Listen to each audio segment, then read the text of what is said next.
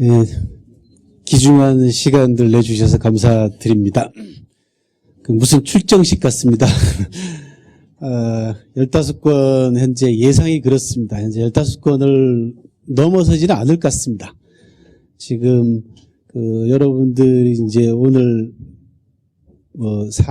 구매하셨거나 아니면 보시게 될 봉기 1권의 뒤에 표라든지 지도가 상당히 많습니다. 근데 그런 부분들이 이제 갈수록 줄어들고 있기 때문에 아마 권수가 15건보다 줄었으면 줄었지 늘거나 그렇게 될 것 같지는 않습니다. 조금 주머니를 조금 가볍게 해드릴 수 있게 돼서 물론 또 알마가 값을 올리면 방법이 없죠. 예. 오늘 여러분들한테 드리고 싶은 말씀은 주제는 중국의 소프트파워 전략입니다. 중국이 지금 이번 작년 한 해에 중국이 우리나라에 보여준 영향력이라든지 경제적인 측면이라든지 그다음에 군사 외교적인 측면에 한반도에 어떤 영향력을 발휘하고 있는가라는 건 아주 실감하셨으리라고 생각을 합니다. 그와 동시에 중국이 들고 나온 게 한 10여 년 전부터 본격적으로 들고 나온 게 이제 소프트파워 전략이라는 게 있습니다. 안타깝게도 이 부분에 대해서 한국이 전혀 속수무책입니다. 우리나라가. 제가 매년 1년에 2차례 국정원 간부들하고 하루 종일 강의 겸 토킹을 하는데 대화를 나누는데 국정원 내부에서조차 중국의 소프트파워 전략이 무엇인지 감을 제대로 못 잡고 있을 정도로 소프트파워 전략에 대해서 사실 강감합니다. 근데 이 소프트파워 전략의 첫 번째 타겟이 우리입니다. 중국 입장에서 놓고 봤을 때. 여러분들이 잘 알고 계시는 몇 년 전에 한중 간의 관계를 시끄럽게 만들었던 동북공정도 이 소프트파워 전략의 일환으로 보시면 되겠습니다. 근데 안타깝게도 제 생각하고는 달리 또는 제 희망하고는 달리 사마천의 4기가 중국의 소프트파워 전략의 가장 중요한 텍스트로 지금 정치적으로 이용을 당하고 있는 게 지금 현실입니다. 실제로. 그래서 제가 중국 현지를 뻔질나게 드나든다라는 건 여러분들도 이제 여러 앞에 나와 있는 제 소개서를 보셔도 알겠지만 지금 100여 차례 정도 지금 중국을 다녀왔는데 제일 놀라운 것들이 중국이 소프트파워 전략을 자국 내 국민들에게 어떤 방식으로 지금 주입을 시키고 있는가. 이제 이런 부분들이 제일 무섭습니다. 특히나 4기 첫 번째 권 여러분들이 이제 가지고 계시는 봉기 1권 제1권이죠. 오제 봉기부터 시작해가지고 중국의 역사 새로쓰기라든지 또는 중국의 역사의 왜곡이라든지 또는 중국의 소프트파워 전략에 아주 적극적으로 이용당하고 있는 그런 상황이고 조금이라도 관계가 있으면은 중국이 현장에다가 아주 무지막대한 유적지들을 지금 새로 조성을 하고 있습니다. 그래서 오늘 그런 것들 조금 보여드리고 또 처음 저하고 이제 만나시는 분들을 위해서 이게 왜 4기하고 사마천하고 제가 인연이 됐는가 하는 이야기도 간단하게 말씀을 드리고 제 강의는 1시간 조금 넘어 하도록 하겠습니다. 1시간 한 20분 정도면 충분하지 않을까 싶고요. 나머지는 여러분들하고 좀 대화를 나누는 시간을 갖도록 하겠습니다.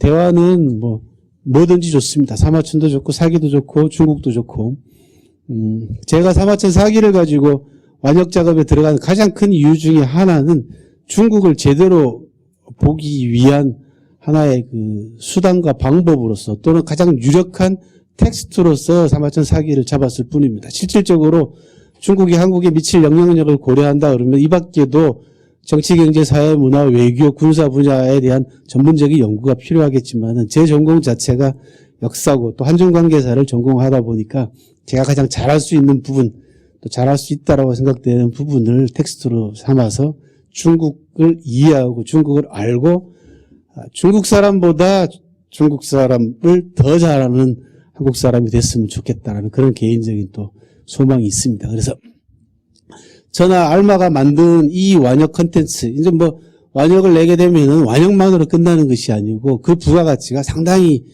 크리라고 봅니다. 일단 지금 현재 아이폰이나 아이패드 시장에서 보여주고 있는 전자책의 앞으로의 흐름이라든지 또는 이 작업을 제가 행하면서 무수하게 보게 되는 현장 경험과 기타 참고 자료들 같은 것들이 얼마만큼 한국 사회에 도움이 될 수 있는 컨텐츠로 확보가 될 수 있느냐, 이런 부분들까지 고려를 한다면, 또 제가 늘 강연 때마다 강조하는 말씀 가운데 하나가 뭐냐 그러면, 쉬운 글로 이런 어려운 역사책이 나옴으로 해가지고 젊은 사람들이 이 책을 읽고 어떤 영감과 통찰력을 받아서 창조적인 일을 해낼 수 있을까, 이런 부분들이 사실은 큰 의미를 두고 작업을 지금까지 해왔고요. 또 지금 하고 있습니다.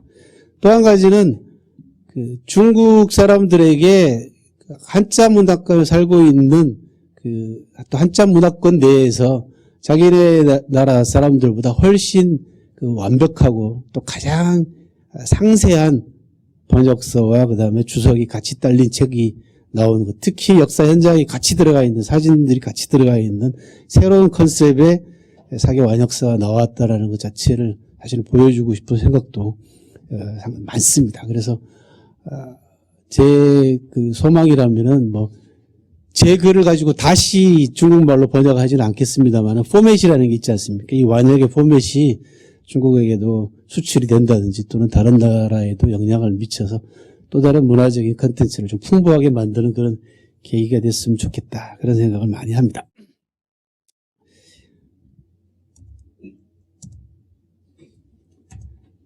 사마천은 너무 잘 아시기 때문에 짧게 설명하고 넘어가도록 하겠습니다. 제일 왼쪽에 보시는 초상화가 사마천에 관한 초상화 가운데 가장 권위 있는 초상화입니다.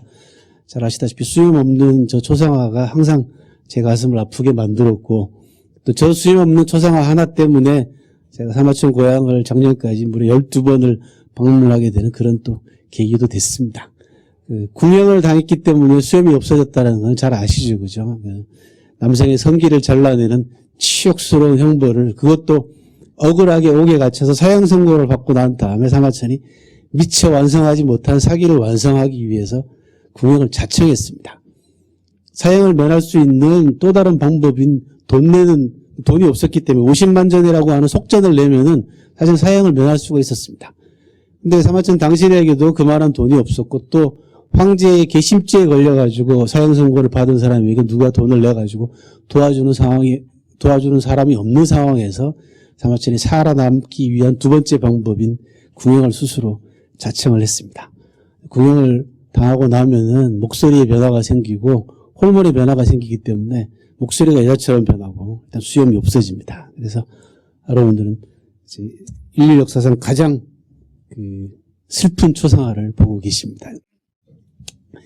이 PPT 만드는 친구가 이게 틀렸습니다. 이거 양계초입니다. 예, 양계천이라는 사람은 없습니다. 양계천은 아시죠, 그죠? 예, 제 책에도 완역본에도 양계초 얘기가 말이 인용이 되어 있기 때문에 양계초입니다.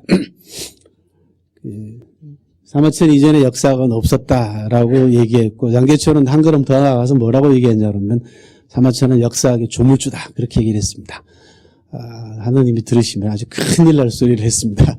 그 정도로 사마천이 갖는 위치, 중국 역사학계에 있어서 또 세계 역사학자들의 대열에 있어서 사마천이 갖는 위치를 양계초만큼 아주 극적으로 표현한 사람은 없는 것 같습니다. 역사학의 조물주라는 더 이상의 표현은 없을 것 같습니다. 그래서 저도 하나 만들었습니다. 뭘 만들었냐 그러면, 사기를 제가 절대 역사서라고 그렇게 부르는 건 이제 제가 처음으로 이제 불렀는데, 반지의 제왕에서 빌려온 이름입니다. 절대 반지 아시죠, 그죠? 예, 반지의 제왕에서 빌려서 제가 사마천의 사기를 절대 역사서라고 그렇게 부르고 있습니다. 괜찮죠, 이름? 예. 중국의 무게라는 거는 지금 전 세계가 아주 공포스러울 만큼 느끼고 있습니다. 실제로. 지금 현재 이 정권의 대중국 정책 자체가 전혀 천방지축인데다가 중심이 안 잡혀 있어가지고 중국 관계가 영 껄끄럽습니다만은 향후 앞으로 중국과의 문제를 어떻게 푸느냐가 한반도 전체뿐만 아니고 국제 정세에 아주 민감한 영향력을 미친다라는 거는 웬만한 전문가들뿐만 아니고 일반인들 여러분들도 다 알고 계시는 문제입니다. 경제적인 문제는 더 말할 것도 없겠지만요. 군사 외교적으로도 그렇고요. 그런데 우리나라 일부에서 나오는 공산당 정권 붕괴설이라든지 북한 정권 붕괴설 같은 전혀 택도 없는 얼토당토하는 전망들이 나오고 있는데 그게 이제 바램이죠, 그죠? 근데 그 바램 자체가 굉장히 허망한 바램입니다. 감히 여러분들한테 제가 박사과정을 마치면서 박사학위를 포기를 하면서 제가 중국으로 완전히 방향을 선회를 했습니다. 그때가 92년입니다. 방향을 선회하면서 제가 뭐라고 얘기를 했냐 그러면 향후 중국이 한국의 생사 여탈권을 쥐게 될 것이다 라고 얘기를 하면서 그러면은 언제쯤 그렇게 될까 하는데 자신이 없어서요. 그 당시에는 큰소리치기가 이제 뭐해서 나 죽기 전에는 중국이 생사 여탈권을 쥐게 될 것 같다 그렇게 얘기를 했는데 실제로 속으로는 한 50년 정도 예상을 했었습니다. 그게 이제 92년도니까 지금부터 딱 20년 전입니다. 횟수로 20년 전에 제가 50년 이내에 중국이 한국의 생사 여탈권을 쥐게 될 것이다 라고 얘기를 했는데 지금 제가 예상한 것보다 배는 빠르게 현재 진행이 되고 있습니다. 상당히 놀랍습니다. 그리고 중국이 미국의 경제력을 뛰어넘는 시기를 전문가들이 되게 2040년 정도로 이제 보고 있는데 한 10년 정도 앞당기는 게 이제 2011년 들어와가지고 전문가들이 보는 또 견해인 것 같기도 하고요. 여러 가지가 이제 중국의 존재감을 실감나게 만들어주는 그런 세계사의 큰 흐름이 지금 보입니다. 그 중에서도 중국을 알기 위해서 그러면은 뭘 어떻게 해야 될 것인가라는 수많은 방법 가운데 하나로서 사기의 존재감과 무게감이 점점 더 커지리라는 건 저뿐만 아니고 여러분들도 아마 충분히 예상하시리라고 생각을 합니다. 왜냐? 3000년 통사입니다. 중국 역사책 근현대에 나와 있는 중국 통사를 제외하고 소위 왕조체제의 청나라가 망하기 전까지 중국에서 만들어진 역사책들 가운데서 통사는 이거 하나밖에 없습니다. 사기밖에. 나머지는 다 단대사들입니다. 그죠? 한서, 후한서, 삼국지 다 한 왕조만 다루고 있는 역사책이거나 삼국지처럼 세 나라 정도 다루고 있는 것들이지 위아래로 3000년을 다루고 있는 통사는 사기가 유일합니다. 그리고 중국 문명과 중국 역사의 출발이라고 하는 오제옹기로부터 시작해서 중국 역사의 시발점부터 출발하고 있습니다. 이 책이. 그래서 중국을 알기 위해서는 저 책을 읽지 않으면 안 되는 그런 상황입니다. 여러분들이 중국에 관한 통사를 현대 역사학자들이 쓴 통사를 읽으셔도 그 사람들이 모조리 참고한 적어도 한나라 시대 때까지 사마천 사라 당대까지 참고한 역사책은 사기입니다. 절대적입니다. 그래서 그렇다 그러면 오리지널을 한번 분석하고 파악하거나 아니면 읽어보아야 될 필요성이 점점 더 강하게 아마 현실적으로 어필되리라고 생각합니다. 그래서 사기는 중국을 이해하기 위해서라도 또는 중국을 알기 위해서라도 읽지 안 되면 안 되는 그런 역사책이 돼버렸습니다. 또 한 가지는 이제 시대를 통찰하는 힘을 사마천 사기가 줍니다. 중국을 알기 위한 건 지극히 현실적인 얘기라고 하더라도 이 사기가 보편적인 인류의 역사책으로서 또 보편적인 문화 콘텐츠로서 큰 파워를 가지거나 부가가치를 가지는 가장 큰 이유 중에 하나가 뭐냐 그러면 바로 저겁니다. 제가 2년 전에 이 자리에서 강연을 난세에 답하다라는 책을 역시 알마 출판사에서 내고 이 자리에서 강연을 한 적이 있습니다. 그때 제가 난세에 답하다뿐만 아니고 사기를 한마디로 압축을 하면 뭐라고 얘기할 수 있냐라고 얘기했을 때 지인 논세라고 하는 유명한 옛날 말을 빌려서 얘기를 한 적이 있습니다. 알지자 사람인자 논할론자의 세상 세자입니다. 사기의 가장 큰 힘은 사람을 알고 세상을 논하게 하는 통찰력을 주는 책이다.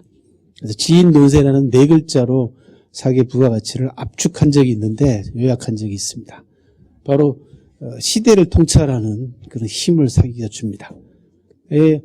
시대를 통찰하는 힘은 역사 속에서 나옵니다. 누가 뭐라 그래도. 하지만 밋밋하게 있었던 사실만 나열하는 역사책하고 그 사실에다가 자기의 강렬한 주관을 집어넣은 역사책이 이토록 많은 사람들을 잡아당길 수 있는 힘은 어디서 오느냐. 이게 역시 사마천이라는 역사학자가 가지고 있는 나름대로의 그 사람 나름대로의 철학과 그 사람 나름대로의 인생관과 그 사람 나름대로의 세상을 보는 눈과 통찰력이 남달랐기 때문에 오늘날까지도 여전히 부가가치뿐만 아니고 그 힘을, 영향력을 지금 발휘하고 있는 게 아닌가라는 생각이 듭니다. 그 가운데서도 여러분들이 앞으로 주목하셔야 될 가장 중요한 시대가 이제 춘추전국 시대입니다. 제 관심사의 대부분도 지금 이 춘추전국 시대에 집중되어 있습니다. 이미 시중에서 이제 춘추전국을 다루고 있는 책자들이 이제 나오기 시작을 했습니다. 이 춘추전국 시대는 기원전 770년부터 시작해가지고 진시황이 천하를 통일하는 기원전 221년까지 약 550년간에 걸친 시기입니다. 좌전이라든지 사기라든지 각종 중국의 역사책들을 전부 다 종합해가지고 통계를 내보면은 춘추시대 때 초기에 기록되어 있는 국가들, 제후국들의 숫자가 약 140개 정도가 이제 통계적으로 잡혀서 나옵니다. 그 제후국들의 숫자가 500년 동안 하나로 줄어드는 과정입니다. 140개의 나라가 하나로 줄어드는 과정입니다. 로마사는 확장의 역사입니다. 조그만 부족국가에서 출발해서 거대한 제국을 이루는 이게 확장의 개념이지만 여기 수렴의 개념입니다. 하나로 수렴되는 과정입니다. 550년 동안 무려 500차례 기록에만 남겨져 있는 기록에만 500차례의 전쟁이 있었고요. 약 480여 차례 이상의 국제회담이 있었습니다. 그리고 수많은 발명과 수많은 그 과학기술의 진보가 이루어졌던 시기입니다. 그리고 여러분들이 잘 아시는 중국의 유명한 사상가들은 다 이 시기에 다 나왔습니다. 자자로 끝나는 사람들 있죠. 그죠? 네. 자자로 끝나는 사람들은 저 송나라 시대 때 억지로 갖다 붙인 주의에게 갖다 붙인 주자를 제외하고는 100% 다 이 시기 사람들입니다. 여기 시기 아는 사람 하나도 없습니다. 그렇죠. 네. 그렇습니다. 혼란한 시대임에도 불구하고 그 시대를 해석하기 위해 그 시대를 제대로 통찰하기 위한 수많은 사상가들과 철학가들이 춘추전국 시대 때 다 배출됐습니다. 저는 뭐라고 얘기하냐 그러면 이 시기에 중국 사람들이 DNA가 다 완성됐다 그렇게 얘기를 합니다. 오늘날 중국 사람들의 기질과 오늘날 중국 사람들의 성향을 파악하기 위해서는 춘추전국 시대를 들여다보지 않으면 불가능하다라고 얘기할 만큼 이 시대가 대단히 중요한 시대입니다. 그래서 향후와 우리나라도 마찬가지지만 중국 내에서도 춘추전국을 다루게 될 연구서들이나 책들이 대중 역사서들이 상당히 많이 나올 가능성이 많습니다. 왜냐 그러면 이 시대가 21세기가 직면하고 있는 세계사하고 굉장히 많이 닮아 있습니다. 그거를 유명한 허타군이라고 이제 중국말로 슈저윈이라고 하는데 허타군 같은 석학 역사학자는 뭐라고 얘기하냐 그러면 이질적 공동체 시대라고 그렇게 얘기를 합니다. 민족이 다르고 언어가 다르고 다 다르지만 공동체 시대로 가고 있는 21세기를 그렇게 요약을 했고 바로 중국이 지금부터 2700년 전부터 약 500년 동안 겪었던 춘추전국 시대를 한마디로 요약하면 역시 이질적 공동체 시대였다라고 요약이 가능해집니다. 이게 이제 역사의 힘입니다. 거기에서 오늘날의 현상과 차이점, 공통점들을 깊이 있게 검토하고 연구하고 분석해서 앞으로 세상에 나아가야 될 방향들에 관해서 역사학자들이나 사회학자들이나 이런 지식인들이 설정해주고 또 올바른 방향으로 국민들을 끌어나가는 그런 힘들을 역사에서 찾는 겁니다. 사마천 사기가 그런 지표와 그런 대세의 흐름을 읽을 줄 아는 눈을, 지혜를 충분히 제공을 해주고 있기 때문에 값어치 있는 역사책이다. 그렇게 말씀을 드리고 싶습니다. 또 한 가지는 이제 대중서로서의 사기가 갖는 이제 파워는 바로 사람의 문제를 다루고 있어서 그렇습니다. 사기만큼 인간을 철두철미하게 들여다보는 책도 없습니다.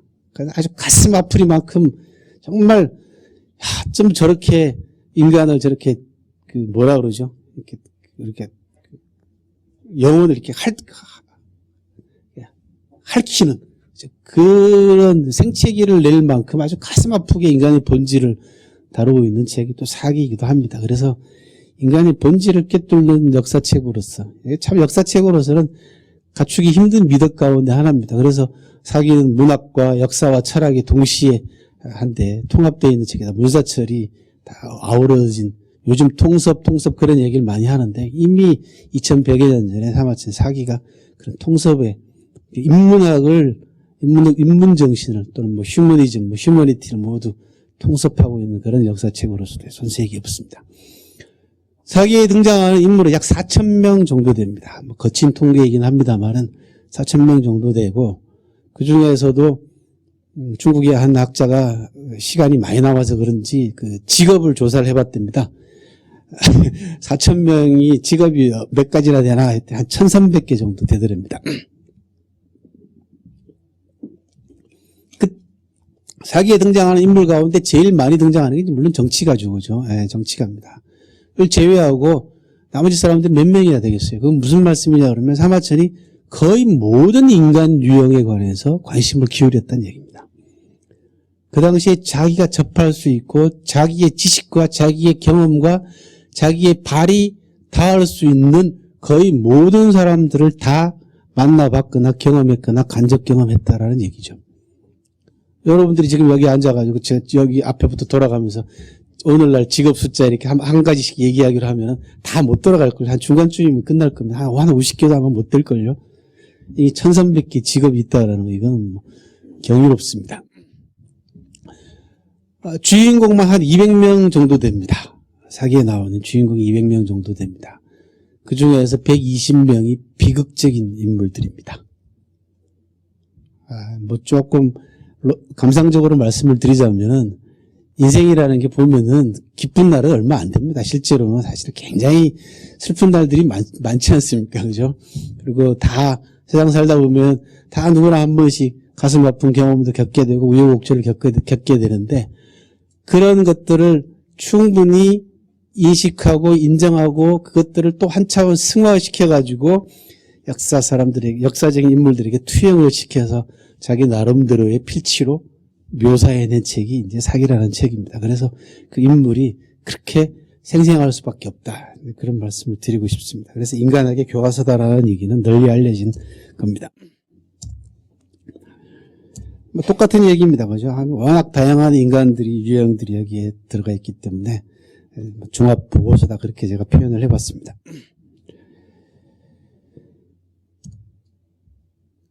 사람의 본질을, 인간의 본질을 여러분들이 통찰하고 깨뚫게 되면은 여러분들이 앞서 나가게 됩니다. 그래서 시대의 흐름 자체를 여러분들 스스로가 선도하게 되는데 남을 선도하는 것도 중요하지만은 자기 자신의 삶 자체를 자기 스스로 주체적으로 끌고 나가는 것도 중요한 선도입니다.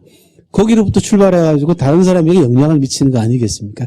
그게 한 단계 더 발전하게 되면은 다른 사람들에게 봉사하게 되고 또 자기 스스로를 존엄하게 여길 수 있는 존엄의 정신까지 또 타자조차도 타인조차도 존엄하게 인정하게 되는 이런 인간의 가장 고귀한 면을 숭고한 면을 또 배우게 되는 겁니다. 그런 면에서 또 다른 그 사기의 가치가 있다.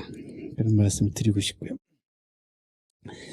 요즘 멘토 얘기 많이 하는데 사기 속에는 여러분들이 멘토로 삼을 수 있는 인물들이 얼마든지 있습니다. 그래서 이게 멘토의 보물창고입니다. 지금 멘토라는 게 뭐 평생 죽을 때까지 꼭 한 사람만 그 내 멘토로 삼으라는 법은 없지 않습니까? 그죠? 저는 그렇게 생각합니다. 수시로 내가 처해 있는 상황에 따라 가지고 이 상황을 좀 더 창조적이거나 또 극복해 나갈 수 있는 어려운 상황이라면 극복해 나갈 수 있는 길잡이로서의 멘토가 나는 수시로 바뀌어도 뭐 크게 문제는 없다고 생각합니다. 다만 보편적 가치를 인간의 보편적 가치를 죽을 때까지 담보해 줄 수 있는 중요한 멘토로서는 또 뭐 한 사람이 가장 큰 중요한 역할을 하겠죠. 그래서 멘토가 여럿이면 뭔 상관이겠습니까? 그래서 여러 명의 멘토를 여러분들이 사기해서 좀 천박하게 이해하면은 고르실 수 있습니다. 예. 제가 강의 때 가끔 그런 얘기를 하는데 사기에 나오는 다양한 인간들의 모습들을 뭐라고 표현하냐면 그 고급 뷔페 식당이다 그렇게 가끔 표현을 하는데 이게 좀 사마천한테 좀 불경스러운 표현이긴 합니다만은 먹고 싶은 것들 다 있습니다. 음식으로 비유하자면. 그래서 여러분들이 살아나가면서 힘이 들 때마다 누구의 열전을 보거나 또 누구의 그 과한 기록을 보게 되면은 용기를 얻으실 수가 있다. 제 개인적인 얘기로 좀 넘어가겠습니다. 뭐 책에서도 잠깐 밝혀놨습니다만은 원래 제가 사마천 사기를 연구한 사람이 아닙니다. 석사는 지금 한국학중앙연구원인 정신문화연구원에서 한중관계사로 시작을 했습니다. 석사 논문은 고구려 대외관계 논문을 썼습니다. 그래서 한중관계사가 제 전공이었는데 박사과정 들어가면서부터 제가 사마천 사기를 본격적으로 이제 검토를 했습니다. 그게 왜 그러냐 그러면 사기 130건 가운데 우리나라하고 관계되어 있는 기록이 한 권 있습니다. 이 조선열전입니다. 그건 이제 잘 아시죠, 그죠? 한국 고대사를 연구하는 사람들은 뭐 읽기 싫어도 읽어야 되는 그 편입니다. 고조선입니다. 고조선에 관한 유일한 역사 기록입니다. 역사책 기록 가운데에서는, 정통 역사서 가운데에서는. 그런데 안타깝게도 그 조선열전이 멸망사입니다. 고조선이 멸망하는 기록입니다. 기원전 109년에 한무제가 고조선을 침공을 해서 108년에 고조선이 망합니다. 사마천이 기원전 90년 전으로 해서 세상을 떠난 걸로 이제 추정을 하고 있습니다. 기원전 108년에 망했다는 게 18년 전입니다. 그러니까 50 몇 세를 전후로 해가지고 그 사마천 돌아가셨기 때문에 55세로 보게 되면 37살에, 사마천 나이 37살에 고조선이 망했다는 얘기입니다. 사마천의 사기를 구상을 하고 집필 막 하려고 시작할 때 단계입니다. 그래서 어떤 학자들은 뭐라고 얘기하냐면 사마천이 한무제를 따라가지고 그 고조선 정벌에 직접 종군했다라고 주장하는 사람도 있습니다. 그러니까 당대사 기록입니다. 근데 이 기록에 관해서 한국 학자들이 너무 말이 많았습니다. 어떤 사람은 이 기록이 대단히 신뢰할 만한 기록이다라고 얘기하는 사람이 있는가 하면은, 어떤 학자들은 조선열전은 중화주의로 분식된 믿을 수 없는 기록이다, 신뢰할 수 없는 기록이다. 편차가 너무 많이 납니다. 그러니까 사마천 사기를 전체적으로 평균 점수를 주게 되면 한 90점 정도 준다고 예를 들면은, 근데 다른 부분들은 129건은 다 90점을 주면서 조선열전은 90점부터 빵점까지 있는 겁니다.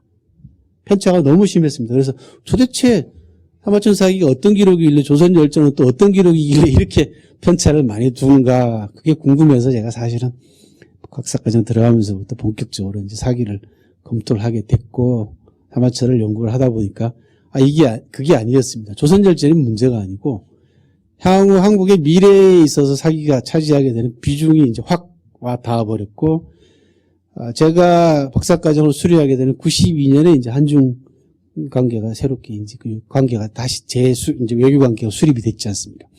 그런 계기도 있고 여러 가지 계기가 작용을 해서 완전히 사마천 사기로 방향을 선회하게 된 겁니다. 그게 이제 20년 전의 일입니다. 그리고는 제가 98년도에 제 아래에 있는 지혜로 읽는 사기라는 책을 이제 최초의 책, 제 첫 책입니다. 사마천하고 사기에 관계된. 그전에는 주로 제가 이제 호구지 책으로 번역을 해서 이제 먹고 살았습니다. 그러니까 한국내 출판계에서는 사실은 김영수 하면은 중국어 번역가로 훨씬 더 유명합니다. 굵직굵직한 번역서들이 꽤 많기 때문에, 그러다가 이제 뭐 언제까지 번역을 할 수는 없잖아요. 그건 호구지 책이었으니까요. 이제 끊임없이 이제 끄는 사기에 있었기 때문에 사마천 사기에 관한 책을 98년도 탈고를 해놓고, 사마천 고향이 그렇게 가고 싶어서 98년도 처음 사마천 고향을 이제 방문을 했습니다. 근데 그때 IMF가 닥치고 난 이듬해입니다. 아주 대단했습니다. 오늘날 한국 사람들이 그것 때문에 트라우마를 겪고 있을 만큼, 그죠? 굉장히 정신적 충격이 큰 사건 아니었습니까?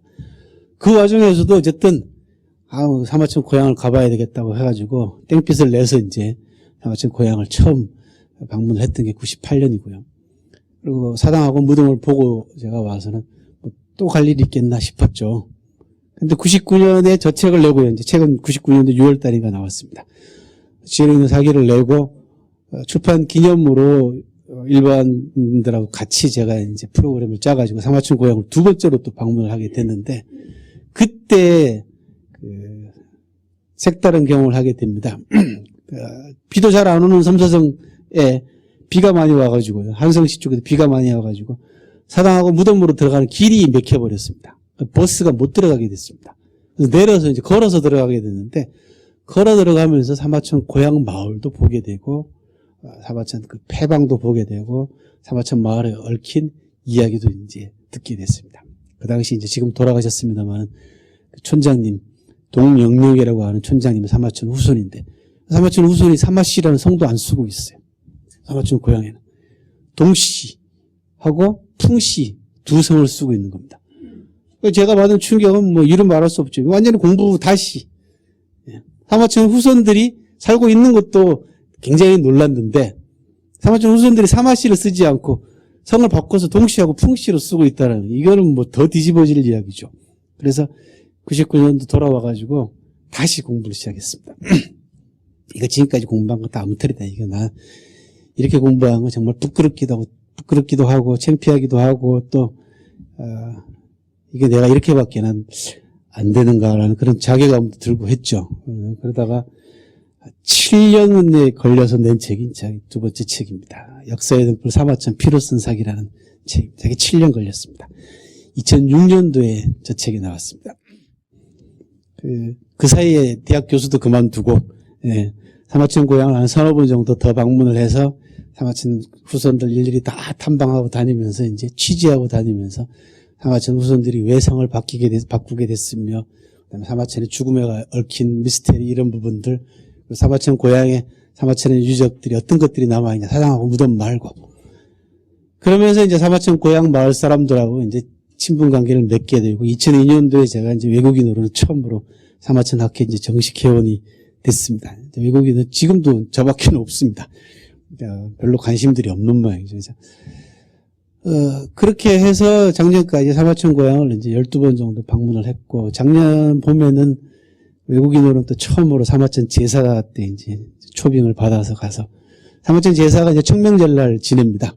근데 작년에 처음으로 그 중국 당국에 의해 가지고 그 무형문화재로 지정이 됐습니다. 사마천 제사하는 그 일련의 과정이 전부 다 문화재로 지정이 됐습니다. 그래서 그 첫 해 기념하는 성대한 제사 때 다녀오고 했습니다. 2007년도에 명예스럽게도 사마천하고 같은 고향 사람이 됐습니다. 그래서 이제 명예 촌민, 시민도 아니고 촌민이네. 시민보다 촌민이 훨씬 낫더라고요. 시민증 하도 많아가지고. 촌민이 됐고, 2007년도에 촌민증 받으면서 사마천 장학회를 현재 하나 만들었습니다. 그래서 여러분들이 책을 많이 사주시면 제 인세의 10%는 사마천 후손들에게 장학금으로 전달되고 있습니다. 지금까지 4차례 이제 장학금을 전달했고, 아마 평생 가지 않을까 싶습니다. 그리고 올 봄에도 이제 제사 때 초청을 받았습니다. 그래서 제사 때 제가 이제 사마천 고향에 제사 지내러 갑니다. 뭐 알마 쪽도 좋고요. 그 기타 다른 제 블로그라든지 뭐 저 트위터도 하고 다 하니까 쪽에 이제 4월 1일에서 4일 사이에 출발합니다. 4월 5일 날이 청명제 식목일이니까 식목일날 제가 제사를 지내기 때문에 제사가 굉장히 재밌습니다. 제사가 무슨 엄숙한 분위기에서 절하고 지내는 게 아니고 깽가리 치고 북치고 놉니다. 이것도 다 사연이 있습니다. 그래서 오늘 제 강의를 들으시고 이런 이야기를 더 아시고 싶은 분들은 저 책을 사서 보시면 됩니다. 역사의 등불 사마천 피로선 사기. 저것도 한 700페이지 정도 됩니다. 사서 보시는데 불면증 있으신 분들만 사서 보십시오. 재워드릴 자신이 있어요. 우리는 뭐라고 부르냐 그러면 저는 그걸 목침본이라고 부릅니다. 저 책이 내고 뭐 팔릴 리가 있습니까? 700쪽에 되는 전문적인 책인데 저기 이제 3부로 이루어져 있습니다. 사마천의 일생, 그 다음에 사기가 어떤 책인가, 그 다음에 사마천의 고향, 이렇게 이제 3부로 나눠져 있는 책인데, 뭐 출판사 사장 쪼르다시피 해가지고 거의 협박을 해서 이제 낸 책인데, 공교롭게도 2007년도 사기 인간경영법이라는 책을 내고 난 다음에 제가 이제 방송을 한 32시간을 해서 저 책을 다 팔아줬어요. 그 한 줄이 무섭더만요. 자막이 올라가잖아요. 김영수 하면은 주요 저서 해가지고 역사의 등불 사마천 피로선 사기 그 자막 하나가 결국은 책 다 팔고 한 3생각까지 찍었어요. 그래서 올해 개정판 낼 생각이니까 조금 기다렸다가 사십시오.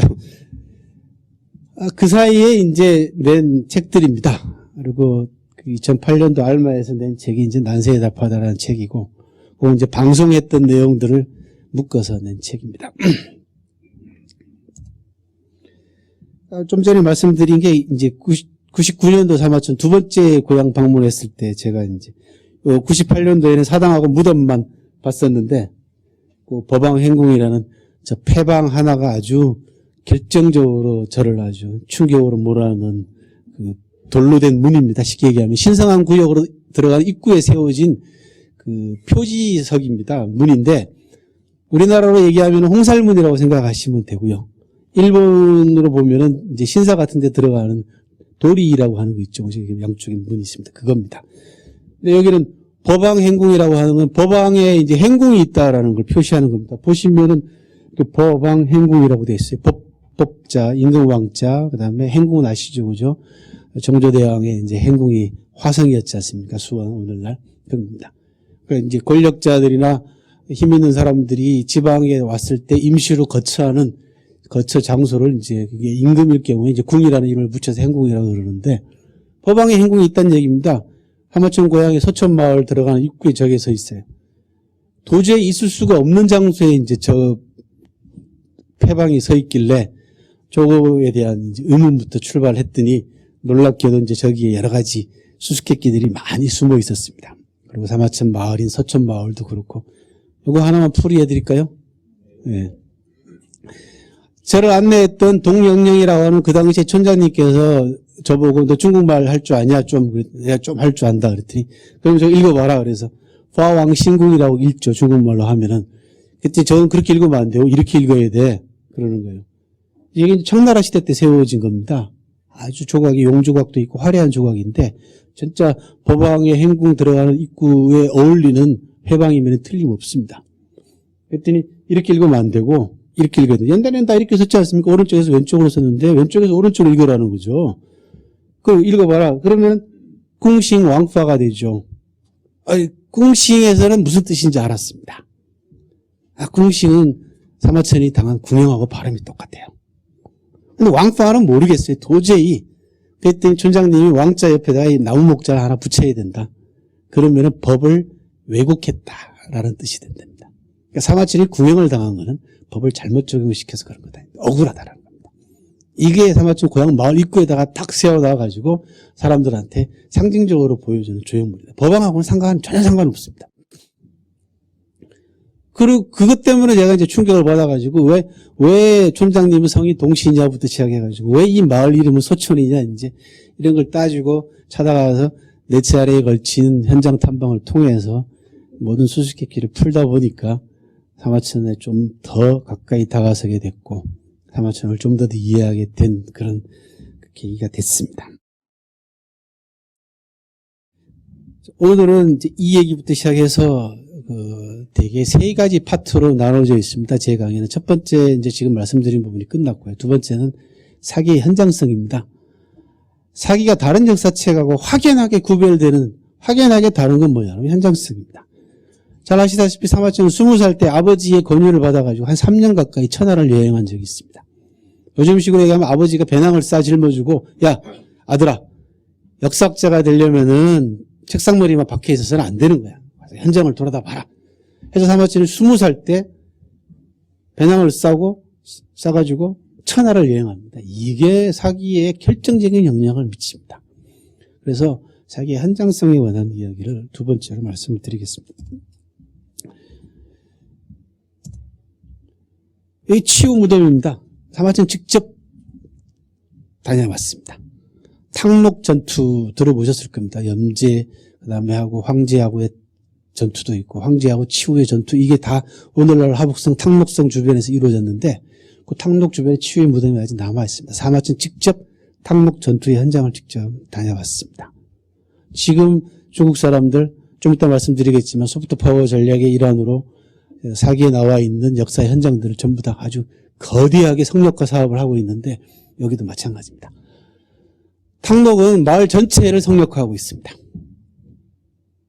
보통 중국 사람들이 예를 들면 요임금이나 순임금 무덤 또는 사당 하나를 성역화시키면 기본이 한 100만 평 정도 됩니다. 50만 평에서. 남북으로 1km, 동서로 500m입니다. 기본입니다. 천안문이 자금성이요. 남북으로 960m입니다. 1km입니다. 광장 빼고. 황궁만 그렇습니다. 동서로 한 500m 가까이 됩니다. 그 규모만한 사당과 무덤을 전국 곳곳에다가 지금 만들고 있습니다. 누르왕자 황제부터 시작해가지고 요순까지 다 지금 그렇게 만들고 있습니다. 여기 탕록에다가 뭘 만들었냐면 중화 삼조당이라는 걸 만들었습니다. 황제, 염제, 치우. 여기 전부 다 중화민족의 공동조상이라는 겁니다. 그래서 삼조당이라는 걸 만들어놨는데 마을 전체가 성역화 사업을 하고 있습니다. 거기에는 뭐 평수가 계산이 안 됩니다. 한 곳에서 한 곳으로 움직이려면 버스를 타고 움직여야 됩니다.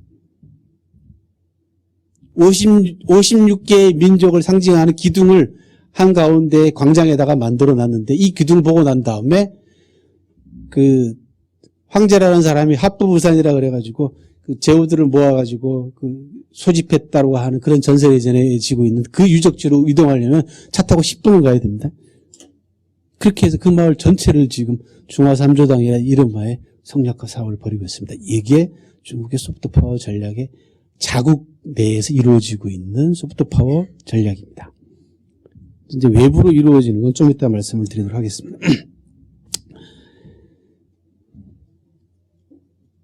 사기 가운데서 가장 독특한 그 편을 하나 들라 그러면 자객열전을 들은 사람들이 상당히 많습니다. 아시죠? 그죠? 자객열전 참 매력적인 그 한 편입니다.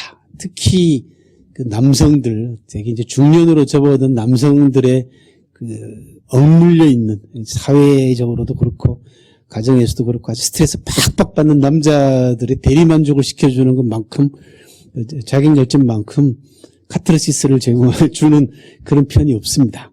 그래서 역대로 수많은 사람들에게 많은 영감을 줬고 문학작품에도 영감을 줬고 또 영화에도 상당히 영향을 많이 줘서 극기하는 몇 년 전에 그 영웅이라고 하는 영화가 나왔지 않습니까? 자, 이제 형가가 진시황을 암살하는 이 자객열전의 대목에 모티브를 얻어가지고 만든 영화입니다. 실제로. 그 가운데 또 한 사람이 이제 예양이라는 사람입니다. 예양이라는 사람은 사실은 뭐 꼭 암살을 해야 될 필요성도 없는데도 불구하고 조양자라는 사람을 죽이려고 2차례나 시도를 합니다. 자기를 알아준 지백이라는 사람은 또 굉장히 나쁜 사람입니다. 조양자가 왜 나쁜 놈을 위해서 그렇게 나를 죽이려고 하냐 물어봤더니 한 유명한 말이 그죠. 남자는 자기 자신을 알아주는 사람을 위해서 목숨을 바치고 여자는 자기를 기쁘게 해주는 남자를 위해서 화장을 한다라는 유명한 말을 예양이라는 사람이 남겼는데 요 예양이 그 조양자를 암살하기 위해서 숨어 있었던 다리가 예양교라는 다리가 남아 있다고 계속해서 중국 지방지에 전해져 내려왔는데 몇 년 전에 제가 찾아냈습니다. 그래서 산서성 태원시 이 그 시골 마을에 그 좀 교회에 벗어난 곳에 아주 간신히 찾았습니다. 지금 뭐 다 허물어져 가고 있는데 예양교도 남아 있습니다. 상화천이 섭정이라든지 자객들에 관한 기록들이 굉장히 상세합니다. 특히 섭정 같은 경우는 심정리라고 하는 곳이 섭정의 이제 고향인데 섭정에 관한 기록 보면은 지리적 위치가 아주 정확하게 나타나 있습니다. 지명도 그렇고 그래서 자객들의 고향을 직접 탐방하지 않았을까라는 생각이 듭니다. 그래서 뭐 예양교까지 갔는지는 모르겠습니다만은 이제 2000여 년이 지난 지금 현재 이제 제가 예양교를 찾아냈습니다. 우리나라 그 사기 좋아하는 분들 가운데서 특히 이제 그 협객 문화라든지 이런 것들이 한국에서도 어느 정도 이제 살아있거든요. 이제 협이라는 문화가 상당히 동양사회에서는 꽤, 그게 이제 일본으로 가면 뭐가 됩니까? 이제 무사도 정신이 되는데, 각자 조금씩 다릅니다. 중국의 협의 문화하고 우리나라의 협객의 문화하고 일본의 문화가 조금씩 다른데, 그런 것들에 상당히 그 심취해 있는 분들이 많습니다. 여기 찾으려고 굉장히 애를 많이 쓰셨는데, 못 찾으셨어요. 그래서 제가 찾았습니다. 그래서 자료를 제가 드릴 준비가 되어 있습니다. 이건 작년 여름에 찾아낸 장자를 비롯해가지고 사기에도 보면은 허유라는 인물이 딱 나옵니다. 허유라는 인물이 누구냐 그러면 요임금이 그 천자 자리를 너한테 양보하겠다 그러니까 에이 못 들을 말 들었네. 더러운 소리 들었다고 샘물로 달려가지고 길을 씻었다라고 하는 은자가 허유입니다. 장자에도 나오고 몇 군데 나옵니다. 중국 그 기록에.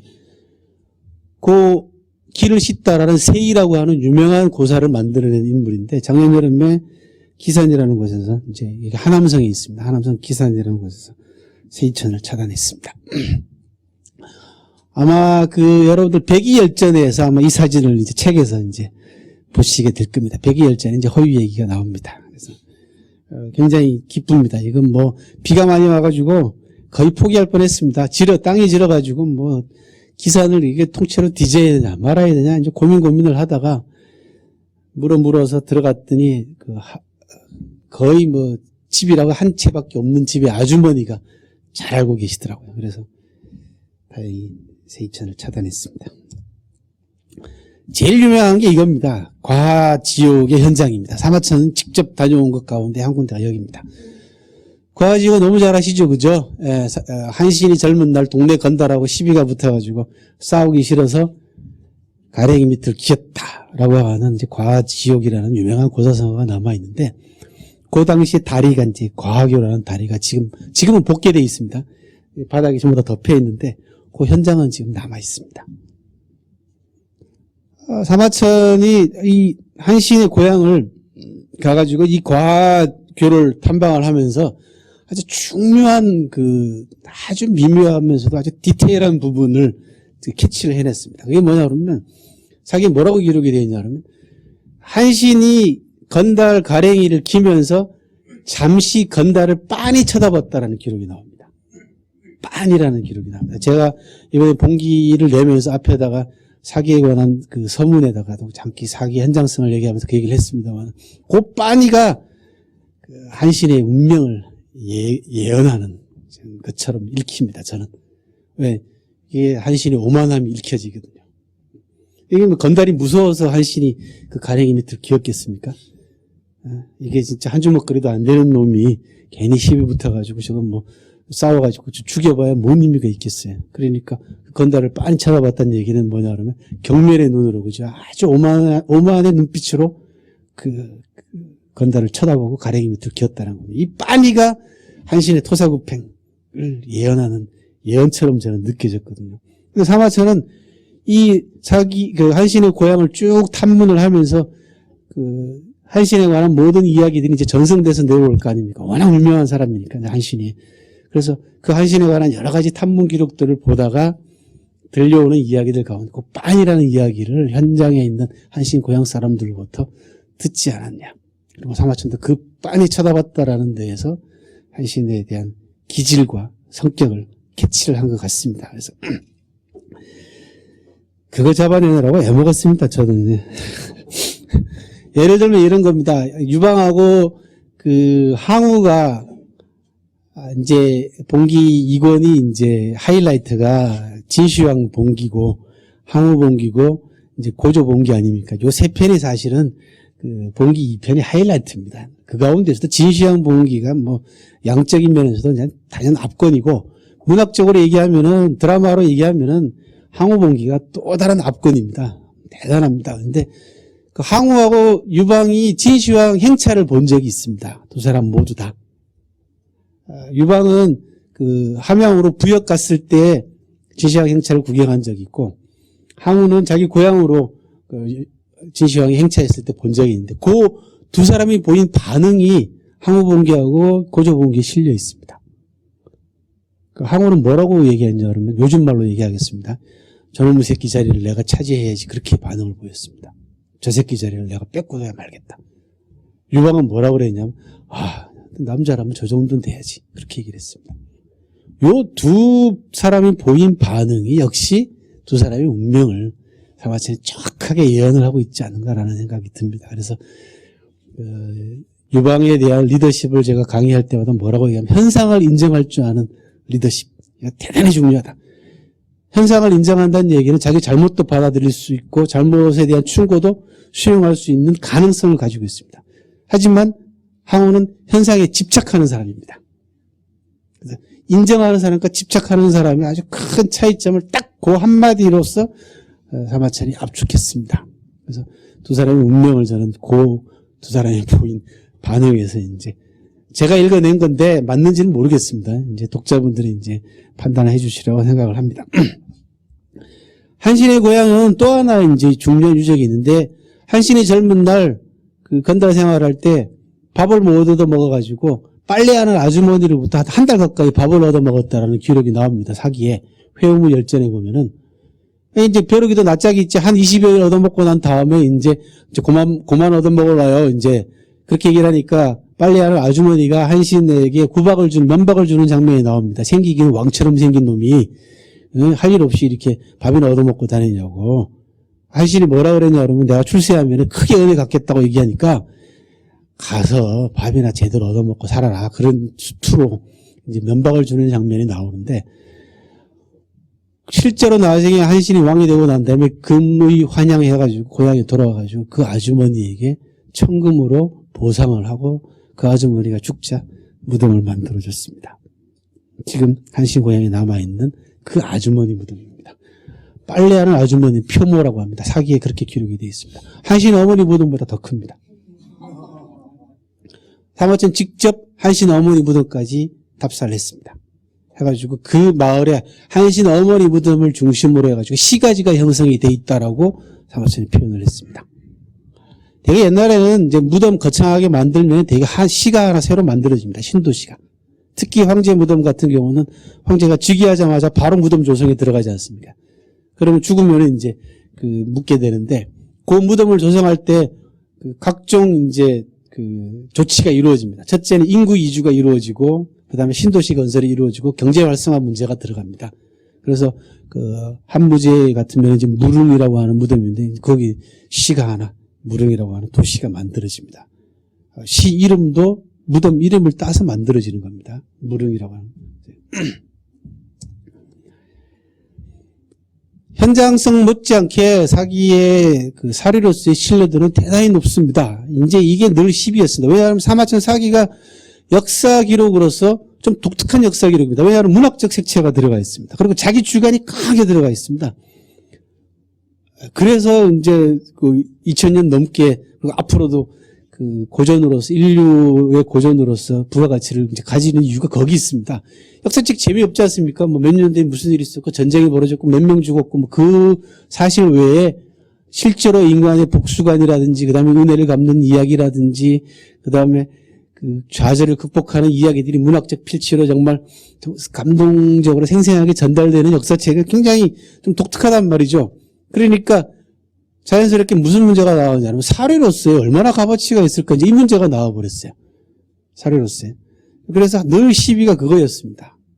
너무 역사적 사실을 자기 주관대로 표현을 한 거 아니냐. 그래서 사실은 팩트가 상당히 떨어지는 거 아닐까 이제 그렇게 얘기를 했었는데 많은 증거들이 나왔습니다만 그 가운데 가장 중요한 증거 두 가지만 소개하겠습니다. 하나는 바로 여러분들이 오늘 보시는 은허라고 하는 은나라 시대 때 마지막 수도 유적지입니다.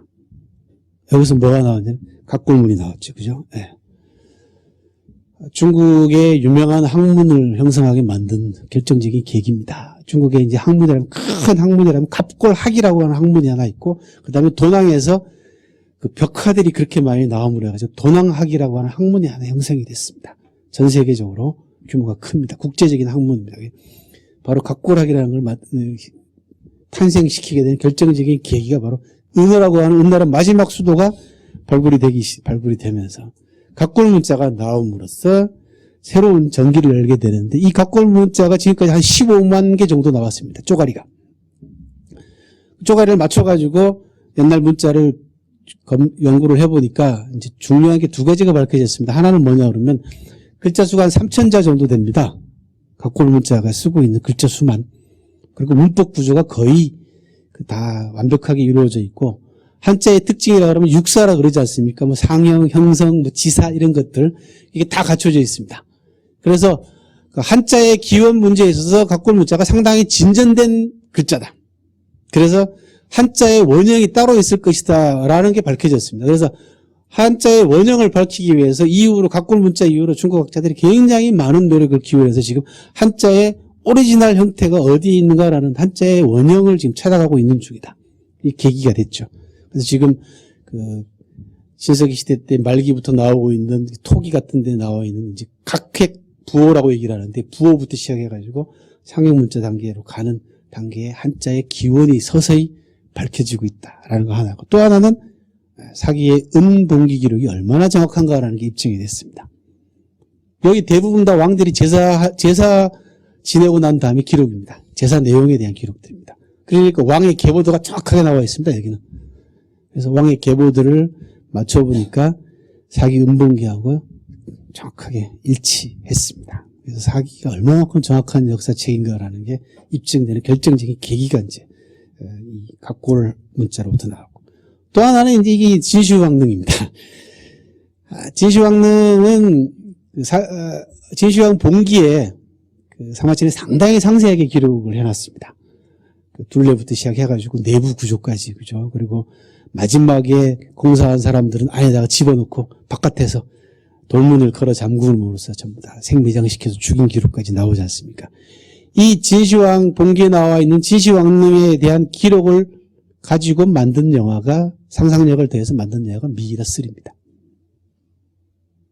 미이라3 보셨죠? 그죠? 예. 그리고 거기에 진시황이라는 캐릭터하고 진시황릉에 대한 사기의 기록을 가지고 만든 게 바로 미이라3라는 영화입니다. 헐리우드 블록버스터입니다. 그게. 거기까지 갔습니다. 근데 진시황릉에 관한 기록 가운데 가장 주목해볼 만한 기록이 이제 수은에 대한 기록입니다. 진시황을 시체를 무덤 중간에다가 넣고 안치를 하고 바닥에다가는 세계 지도를 만들었다고 되어 있습니다.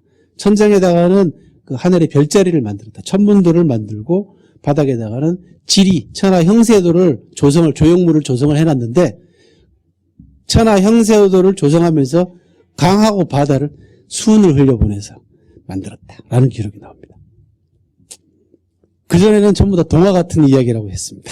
에이, 요즘 애들 얼마 따라 쌩치고 있네. 이제 사마천도 진짜 상상력이 진짜 대단한 사람이다. 그렇게 생각했습니다. 그리고 뭐 자동으로 발사되는 기관장치 얘기도 다 사기에 나오는 얘기입니다. 그 다음에 문은 침입하면 저절로 문이 닫히고 이게 다 사기에 나오는 얘기들입니다. 그 다음에 안에 실내 조명은 인어라는 단어가 거기 나옵니다. 지금 학자들은 대부분 다 그 돌고래 종류로 보고 있습니다. 그 기름 자체를. 뭐 듀퐁이라고 하는 물고기라고 보는 이인호 교수 같은 분들 그렇게 보기도 하고, 또 중국의 대부분의 학자들은 이제 돌고래, 고래기름이라고 이제 보는데 그 인어라고 나옵니다. 기록으로. 그런 기록들이 얼마나 황당합니까? 뭐 자동으로 발사되는 발사장치부터 시작해가지고 기관부터 시작해가지고 인어기름으로 조명을 했대죠. 뭐 그다음에 제일 마지막 공사한 사람들은 다 집어넣고 닫아서 생매장 시켰대죠.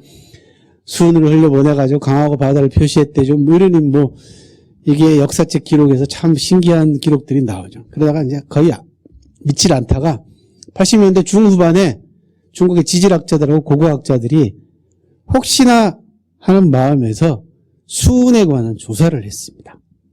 다른 건 검증할 수가 없죠. 진시황을 발굴하지 않는 한은. 그래서 진시황의 수은 기록에 착안을 해가지고 독일 지질학자들하고 화학자들의 도움을 받아가지고, 독일 기술의 도움을 받아가지고 진시황릉, 지금 이제 여기 대부분 다 이제 석류입니다. 나무들이 전부 다 석류 나무들로 돼 있고 지금 진시황릉 무덤 주변이 천지개벽을 했습니다. 그게 아주 끔찍하게 바뀌었습니다. 뭐 나쁘게 바뀌었다는 얘기가 아니고 중국이 이 문화 정책이 보면은 무섭습니다. 진시황릉 무덤 앞에 전부 다 군고구마 장사에다가 옥수수 장사에다가 선물 파는 사람들이고 뭐 교통이 엉망이었습니다. 가보신 분들은 알겠지만 지금 다 정돈 다 됐습니다. 병마용경에서 버스를 타고 가야 됩니다. 지금. 그리고 상인들 아무도 없습니다. 그 앞에 있는 도로부터 시작해가지고 농장들 전부 다 국가가 다 매입을 해가지고 전부 다 싹 공간으로 다, 그리고 진시황릉 앞에 가면 전기차를 타고 돌게 돼 있습니다. 진시황릉 지금 현존에서는 못 올라갑니다. 그게 제가 작년 가을에 10월달, 11월달 다녀온, 가장 최근에 다녀온 겁니다. 지금 중국이 한번 문화정책 한번 이렇게 하게 되면은 뭐 인구 10만 명 이주시키는 건 보통입니다. 그게 이제 우리하고 차이입니다. 그 소프트 파워가 국가적인 차원에서 그 소프트 파워 전략 전술이 아주 의욕적으로 진행될 수 있는 가능성이 이제 사회주의 체제가 가지고 있는 독특한 원동력에서 이제 움직여주고 있다라는 것도 이제 확인할 수가 있는데, 아무튼요. 그전에는 병마용경하고 진시황릉 그 입장료도 따로따로 받았습니다. 근데 지금 통합입니다. 보기 싫어도 표 한 장 끊어가지고 두 군데 보셔야 됩니다. 그 입장료가 한 140원인가 150원 정도 됩니다. 중국 돈으로. 우리 돈으로 한 3만 원. 그렇게 됩니다. 무진막지하게 옵니다. 병마용경 그렇게 가만히 앉아 있으면요. 이렇게 이제 구경하고 나와서 사람 기다리느라고 이렇게 제가 한번 봤는데 전 세계 모든 사람들이 다 몰려오는데요. 그건 뭐 관광철이고 뭐가 없습니다. 그냥 끊임없이 몰려옵니다. 뭐 어마어마합니다. 제가 그래서 한 책에서 통계를 내본 적이 있습니다. 백마연경 개방되고 난 다음에 30년 동안 백마연경이 벌어들인 돈이 우리 돈 한 5조 원 정도 되더라고요. 입장료 수입만요. 다른 거 빼고. 그러니까 이게 이제 중국이 경제대국, 그 다음에 군사대국, 뭐 이런 걸 떠나서 이제 문화대국으로서의 위상의 정립이라는 게 시간 문제입니다, 실제로. 그리고 지금 중국이 달러가 남아돌기 때문에 더더군다나 달러가 지금 기축통화로서의 그 역할이라든지 위상이 굉장히 많이 떨어져 있는 상태 아닙니까? 중국이 달러를 아주 아낌없이 씁니다. 어디다 쓰냐? 바로 자기네 자국의 문화 인프라하고 그다음에 문화 콘텐츠 확대하고 그다음에 소프트 파워 전략을 위해서 아주 막대한 돈을 지금 퍼붓고 있는 그런 상황입니다. 근데 그만큼 벌어들이고 있습니다. 왜? 내수 시장만 움직여도 벌어들이고도 남거든요. 지금은 이제는 뭐 외국인이 와가지고 백마연경 보는 게 문제가 아니고요. 중국인들이 와서 보니까 무지막지합니다. 솔직히 말씀드려요. 거기다가 백마연경 다 사진 찍게 하고 다 촬영하게 합니다. 네. 이거 캠코더도 다 찍게 합니다. 그 브라질에서 온 사람들이 백마연경에서 핸드폰으로 사진 딱 찍어가지고 바로 본국으로 그죠 사진 찍어서 전송하지 않습니까? 그러니 뭐 얼마나 부러워하겠습니까? 전 세계 사람들 그거 하나 가보는 게 소원이죠. 뭐 유럽 사람들이나 미국 남미 사람들은 더더군다나 남미가 지금 점점 더 경제력이 커지고 있기 때문에 또 남미의 이 경제력 무시 못합니다. 그래서 중국, 인도, 친디아 다음으로는 브라질입니다. 세계 뭐 잠깐 말씀이 셉니다만은 전 세계가 지금 움직이고 있는 우리 이제 메가 트렌드라고 하지 않습니까? 큰 흐름을 보게 되면은 가장 중요한 흐름 가운데 하나가 세계의 축이 북반구에서 남반구로 이동하고 있는 게 가장 큰 축 가운데 하나입니다. 그걸 선도하는 게 인도하고 브라질이 선도할 것 같습니다. 진시황릉의 그 수은 때문에 이제 그 봉토 있죠. 이제 덮고 있는 흙의 수은 함유량을 조사를 했습니다. 그래가지고 이렇게 그 꼬챙이를 찔러놔가지고 자 표면에 있는 흙, 그 다음에 진시황릉하고 상관없는 외지에 있는 흙, 그죠? 주변에 있는 흙, 그 다음에 진시황 표면으로부터 몇 미터 아래에 있는 흙, 그 다음에 깊이 있는 흙 이렇게 해가지고 샘플을 수십 개를 샘플링을 해가지고 뽑아본 결과 놀랍게도 진시황 시체가 묻혀있을 걸로 추정되는 봉분 한가운데 수은 함유량하고 그렇지 않은 외부의 수은 함유량하고 100배 차이가 났습니다.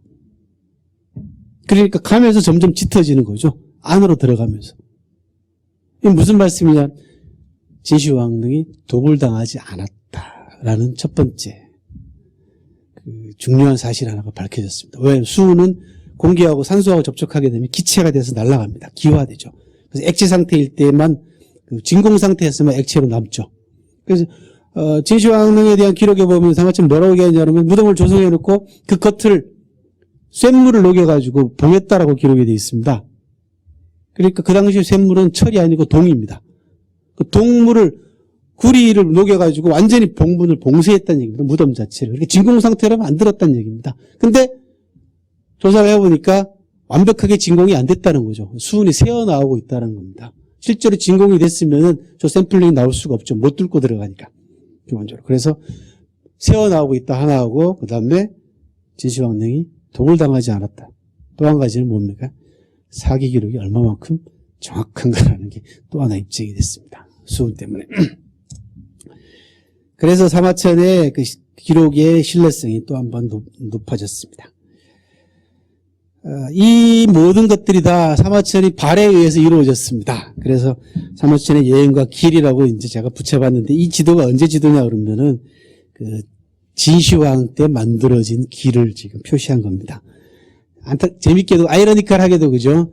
폭군이었고 사실은 이런 무리한 토목 건축 공사 때문에 진나라가 몰락을 했는데 이제 몰락한 이유 가운데 하나였는데 사마천은 진시황이 닦아놓은 길을 통해 가지고 상당히 편안하게 여행을 했다는 얘기입니다. 재밌게도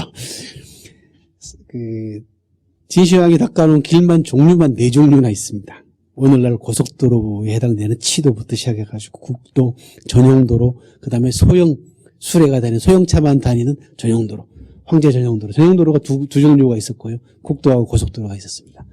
사마천이 말을 타고 갔거나 수레를 타고 갔거나 상당히 진시황이 닦아놓은 길을 통해서 여행을 할 수 있었다라는 것도 상당히 재밌습니다. 이게 진시황이 닦아놓은 직도 유적지에 복원된 길입니다. 지금 뭐 원래 크기보다 상당히 좁게 복원이 되어 있습니다만 아마 폭이 한 40m에서 50m 정도 됩니다.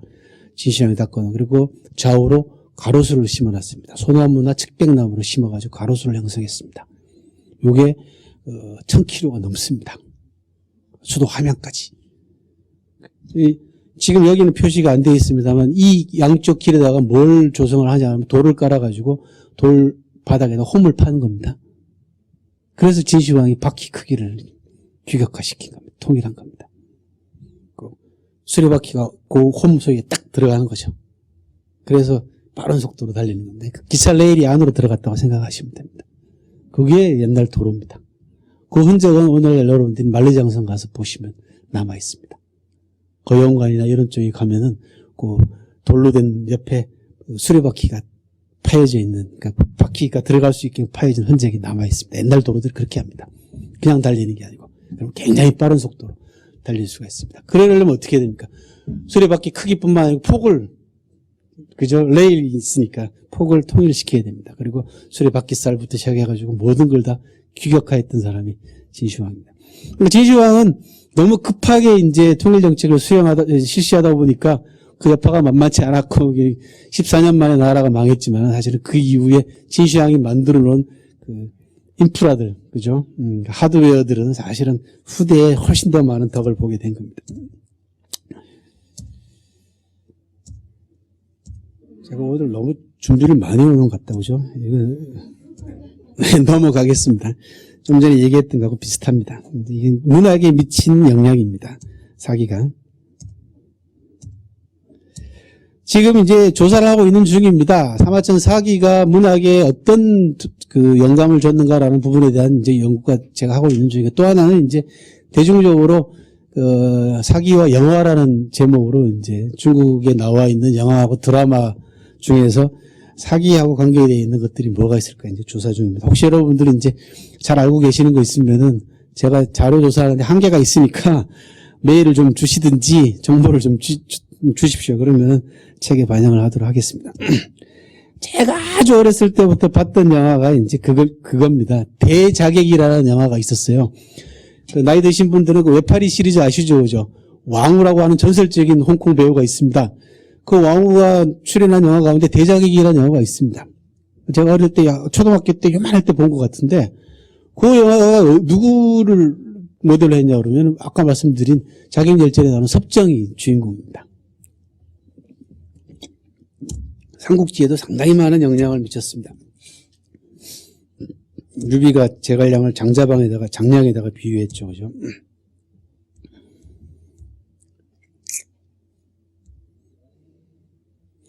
제갈량의 천하삼분지계는 오리지널 버전이 어디에서 나오냐 그러면 한신의 모사했던 괴통이 원래 저작권자입니다. 똑같습니다. 수어지에 나와 있는 인물하고 사기에 나와 있는 인물들하고 상당히 많이 유사하다라는 것도 이미 학자들의 연구에 의해서 밝혀졌고요. 어떤 학자들이 심지어는 금백매가 곧 사기다라고 얘기하는 사람도 있습니다.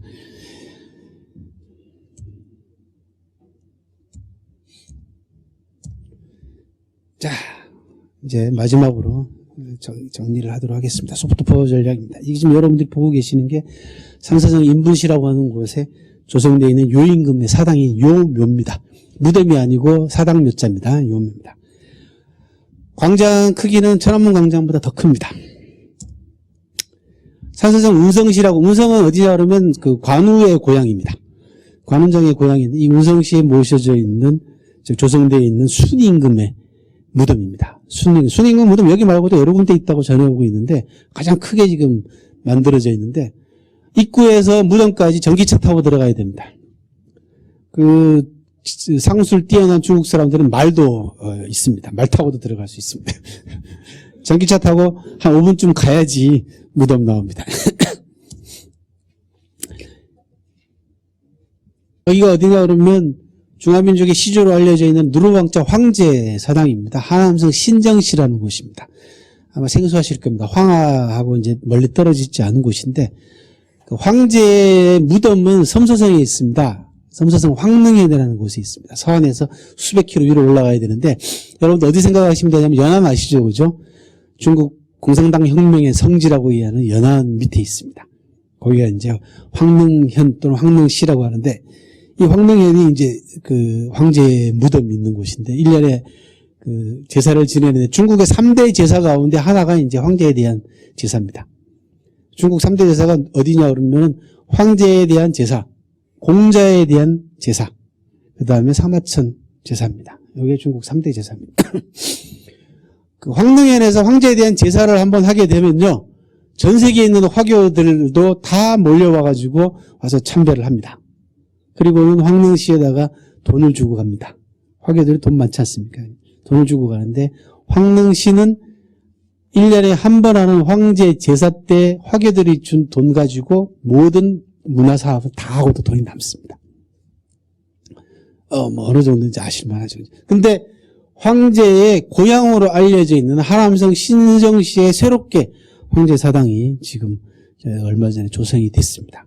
황제 사당이 조성되어 있는 것 가운데서 이제 이게 여러분들 애가 지금 타고 있는 게 진암거라는 겁니다. 사기에 보면은 치유하고의 전투에서 치유가 도수를 부려가지고 앞이 안 보이게 하니까 황제가 방향을 알려주는 나침반이 달린 수레를 발명했다라고 나옵니다. 그게 진암거입니다, 이게.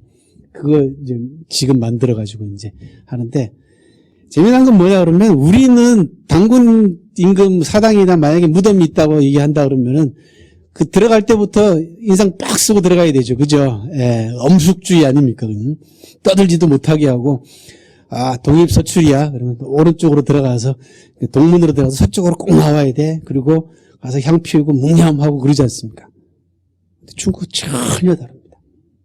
자기네 조상들 사당 앞입니다. 애들 여기서 뛰어놀고, 저거 만지고 타고, 스케이트보드 타고 있죠. 태극권 하죠. 뭐, 오만 거 다 합니다. 피리 불죠. 노래 부르죠. 이 접근성이 우리하고는 전혀 다릅니다. 차원 자체가. 그런데 더 놀랍고 재미난 건 뭐냐 그러면 여기서 노는 애들 아무나 붙들고요. 초등학교 초학년 애들한테 여기가 뭐 하는 데냐고 물어보면 5분 내죠. 5분 정도 설명합니다. 아무나 붙들고 물어봐요. 초등학교 9학년 애들한테 가가지고 안내하라 그러면 안내합니다. 하남성 박물관에 가서 제가 깜짝 놀란 걸 봤어요. 중학교 한 1학년쯤 된 애가 하남성 박물관을 안내하더라니까요. 물론 소수겠죠, 그죠? 다 그렇다는 얘기는 아니지만, 이 접근성이 결국은 그렇게 만드는 겁니다. 이게 못 놀게 하고, 못 들어가게 하고, 그죠? 못 만지게 하고, 그러면은 애들이 와가지고 그냥 요식행위로 그냥 와가지고, 여기가, 누구 사당이다 하고 나와버리잖아요. 근데 얘들은 이거 놀면서 배우는 겁니다. 할아버지한테 배우고, 아버지한테 배우고, 동네 아저씨한테 배우고 하는 겁니다. 이 솥은 정입니다. 그죠? 세발, 이제 이거 권력을 상징하고 천자를 상징하는 기물인데, 그 다리가 뭘로 되어 있냐 그러면 다리 받침이 곰으로 되어 있어요. 당군 신화에 나오는 상징물인 곰까지도 중국 다 가져갔습니다. 황제 사당 앞에 광장에 조성되어 있는 조형물들입니다.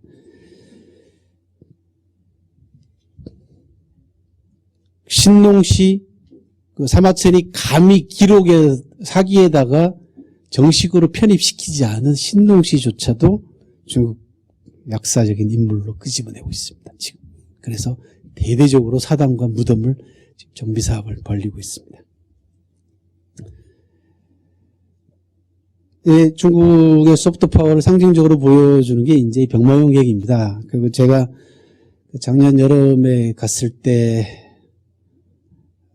벌써 재작년이 됐나요? 그죠? 재작년 여름에 이제 봉기 답사, 1차 답사를 갔을 때, 재미난 게 하나 있었습니다. 이 병마용객이 이제 1호갱이 발굴이 재개가 됐습니다. 그동안 한참 발굴을 중단했다가 발굴이 재개가 됐는데, 그 발굴 재개 기념으로 내셔널 지오그래픽에서 한 10여 명의 기자하고 텔레비전 그 촬영 기사들을 보내가지고 특별 취재를 하려고 왔습니다. 와서 이제 서안이 제일 유명한 호텔이 이제 종로 호텔이라는 곳입니다. 그 호텔에 이제 묵으면서 그 취재 허가를 국무원에서도 받고요. 중국 최고의 의결기구가 이제 국무원입니다. 그 다음에 그 섬서정 당국으로부터도 취재 허가를 받았습니다. 근데 제가 갔을 때 일주일째 취재를 못하고 있어요. 그 사정을 알아봤더니 발굴 대장이 취재를 못하게 한다는 겁니다. 그러니까 우리식으로 얘기하면은 8급 9급 공무원이 대통령 명령을 어겼다는 얘기입니다. 청와대에서는 허가를 해줬는데, 그리고 경기도에서도 허가가 났는데, 도지사 허가가 났는데 발굴 대장이 현장에서 막아버린 겁니다. 제가 볼 때는 그럼 이제 국무원에다 얘기하면 난 허락해줬잖냐, 알아서 해라. 발굴 대장이 뭐 못하게 한다. 그럼 발굴 대장하고 풀어야 될 문제지. 국무원하고는 이미 다 얘기 끝난 거 아니냐, 이겁니다. 이게 중국이 이제 미국 길들이기 방식인데 결국은 열흘 동안 호텔에 처박혀 있다가 취재 못하고 갔습니다. 그리고 이제 그때 제가 본 게 바로 이겁니다. 이제 중국의 소프트 파워의 그 전략의 이제 상징적인 모습으로 저는 받아들였습니다. 저거를. 병마용경에 나와 있는 무사, 진용이라고 하는 무사입니다. 천하를 통일하는데 무력으로 통일했지 않습니까? 진나라가. 그 무력의 상징물로서 진용이 애들이 가장 좋아하는 이 관절 인형을 손을 잡고 있는 조형물입니다. 이게 누가 만들어줬냐 그러면 존슨앤존스에서 만들어준 조형물입니다. 다국적 기업에서 만든 겁니다. 이게 그 중국의 소프트파워의 전략의 핵심이라고 생각을 합니다. 소프트 속에 칼을 감추고 있는 거죠. 예. 그리고 그 소프트파워 전략의 가장 중요한 텍스트가 사기입니다. 사기에 나와 있는 글자 하나하나가 지금 중국의 학자들, 특히 관변단체 어용학자들이 해가지고 어떻게 받아들여지고 있냐 그러면 성경 말씀처럼 받아들여지고 있습니다. 사기가 훌륭한 역사의 책임은 틀림없고, 좀 전에 말씀드린 것처럼 사료로서의 대단히 높은 가치를 가지고 있지만 완벽한 역사책은 아닙니다. 절대 역사서라고 제가 말씀드린 거는 사료 가치로서의 절대 역사서가 아닙니다. 그 밖에 다른 부분들을 얘기를 하는 거지. 분명히 사마천이 본 사료의 한계가 있고, 또 사마천이 본 역사책들이라고 하더라도 그게 정확하다고 누가 얘기를 하겠습니까? 100% 정확하다고. 그래서 고고학 발굴이라든지 다른 증거들, 다른 자료들, 다른 사료들과의 비교를 통해서 사마천의 사기를 비판적으로 검토해야 됨에도 불구하고 오늘날 관변 역사학자들은 관변단체 학자들이 사기에 나와 있는 글자 하나하나를 전부 다 바이블의 성경책의 하나님 말씀보다도 더 심각하게 받들고 있는 현상이 굉장히 무섭다라는 겁니다. 근데 이게 이제 한국 사회에 유행하고 있는 포퓰리즘이라든지 뭐 이런 거하고 연결이 됩니다, 실제로.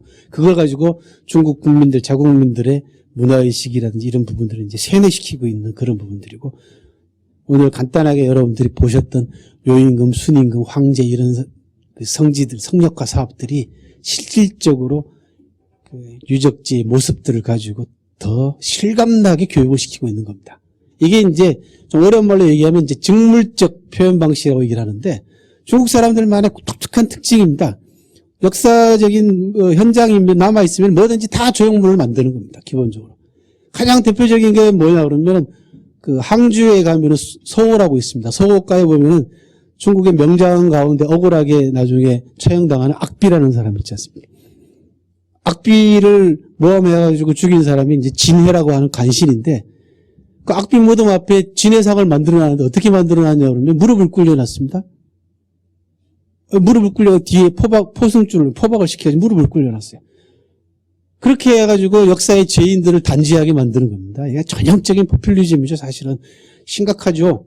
만약에 역사의 평가가 뒤바뀌었을 경우에 지금까지 이게 뭐가 되겠습니까? 그래서 굉장히 신중해야 되는데 지나가는 사람들이 맨 그 진해를 하도 쇠로 만든 상을 때려가지고 이렇게 침뱉거나 때려가지고 이마가 반질반질하고 얼룩덜룩 졌다고 침을 뱉어가지고 그래서 몇 번 교체를 했습니다. 진해상만.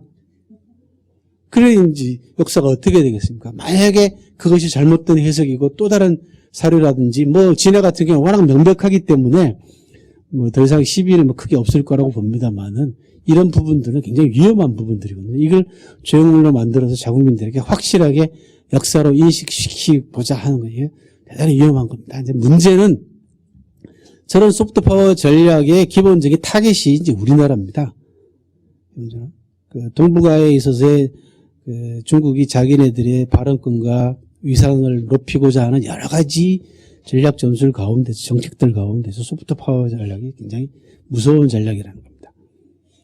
지금 해방 이후에 한국이 걸어온 지금까지 길을 여러분들이 가만히 보시면은 친미 일변도, 그 다음에 여전히 남아있는 일제 잔재, 이런 것들이 청산되지 않은 상태 속에서 또 한 번 중국의 문화라든지 중국의 파워가 한국으로 밀려왔을 경우에 한국이 일방적으로 그 부분을 수용하지 말라는 법이 어디 있습니까?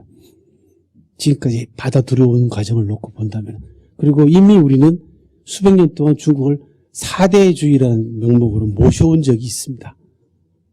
그 병폐가 골수에까지 사무쳐가지고 조선시대 때 양반들이 어떻게 했는지 여러분들 잘 보십시오.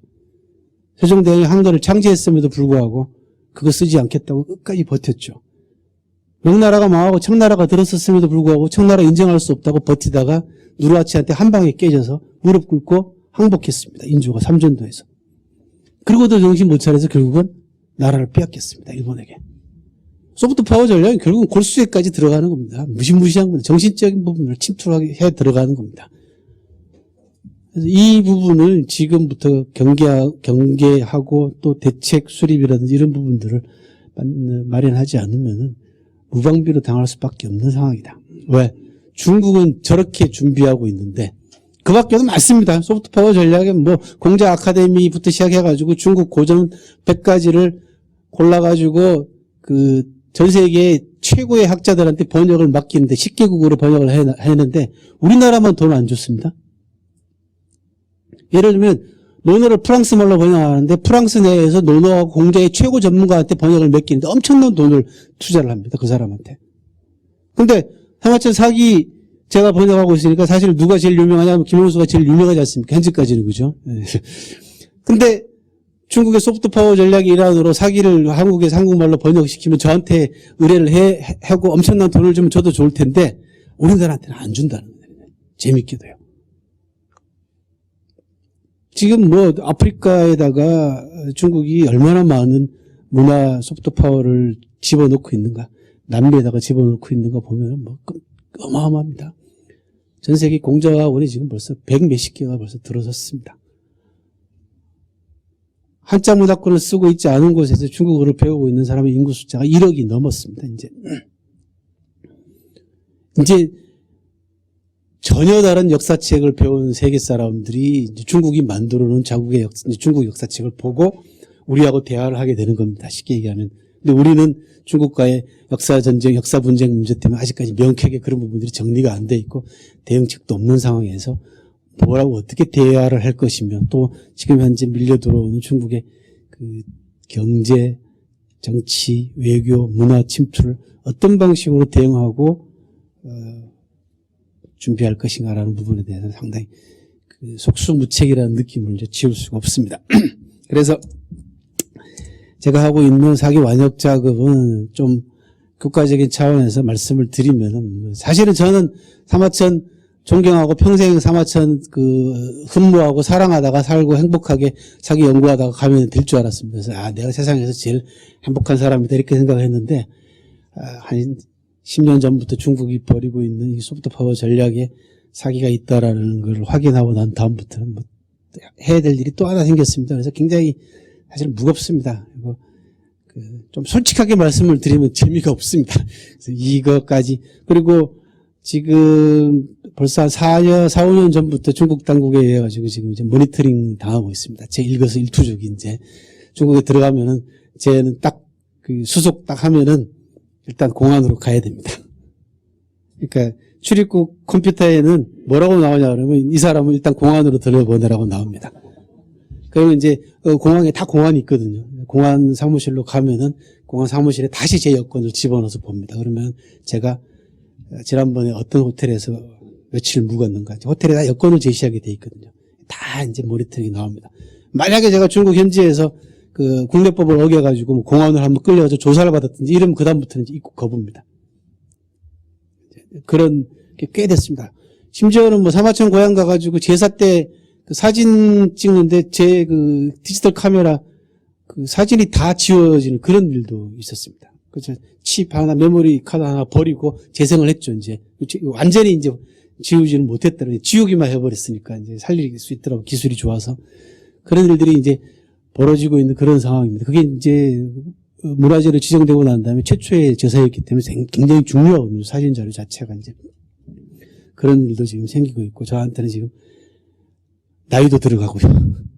건강도 이제 예전 같지 않고 이제 굉장히 힘이 듭니다. 이제 경제적으로도 딸리고 여러 가지가 딸려서 이 원역 작업이 한 5년 정도 걸릴 것 같은데, 이거 마무리할 수 있을까라는 걱정도 들고. 근데 오늘 눈 펑펑 내리는데 꽉 자리를 메워주셔서 이게 출정식에 이렇게 용기를 주셔서 이제 끝내야 될 것 같습니다. 예. 아무튼 사기가 여러 가지 훌륭한 장점을 가지고 있는 그 불세출의 절대 역사서임에는 틀림없지만 동시에 이런 국가 전략 차원으로도 이용당하고 있다라는 말씀을 오늘 보고 드리는 걸로 제 강의를 모두 마치도록 하겠습니다. 수고하셨습니다.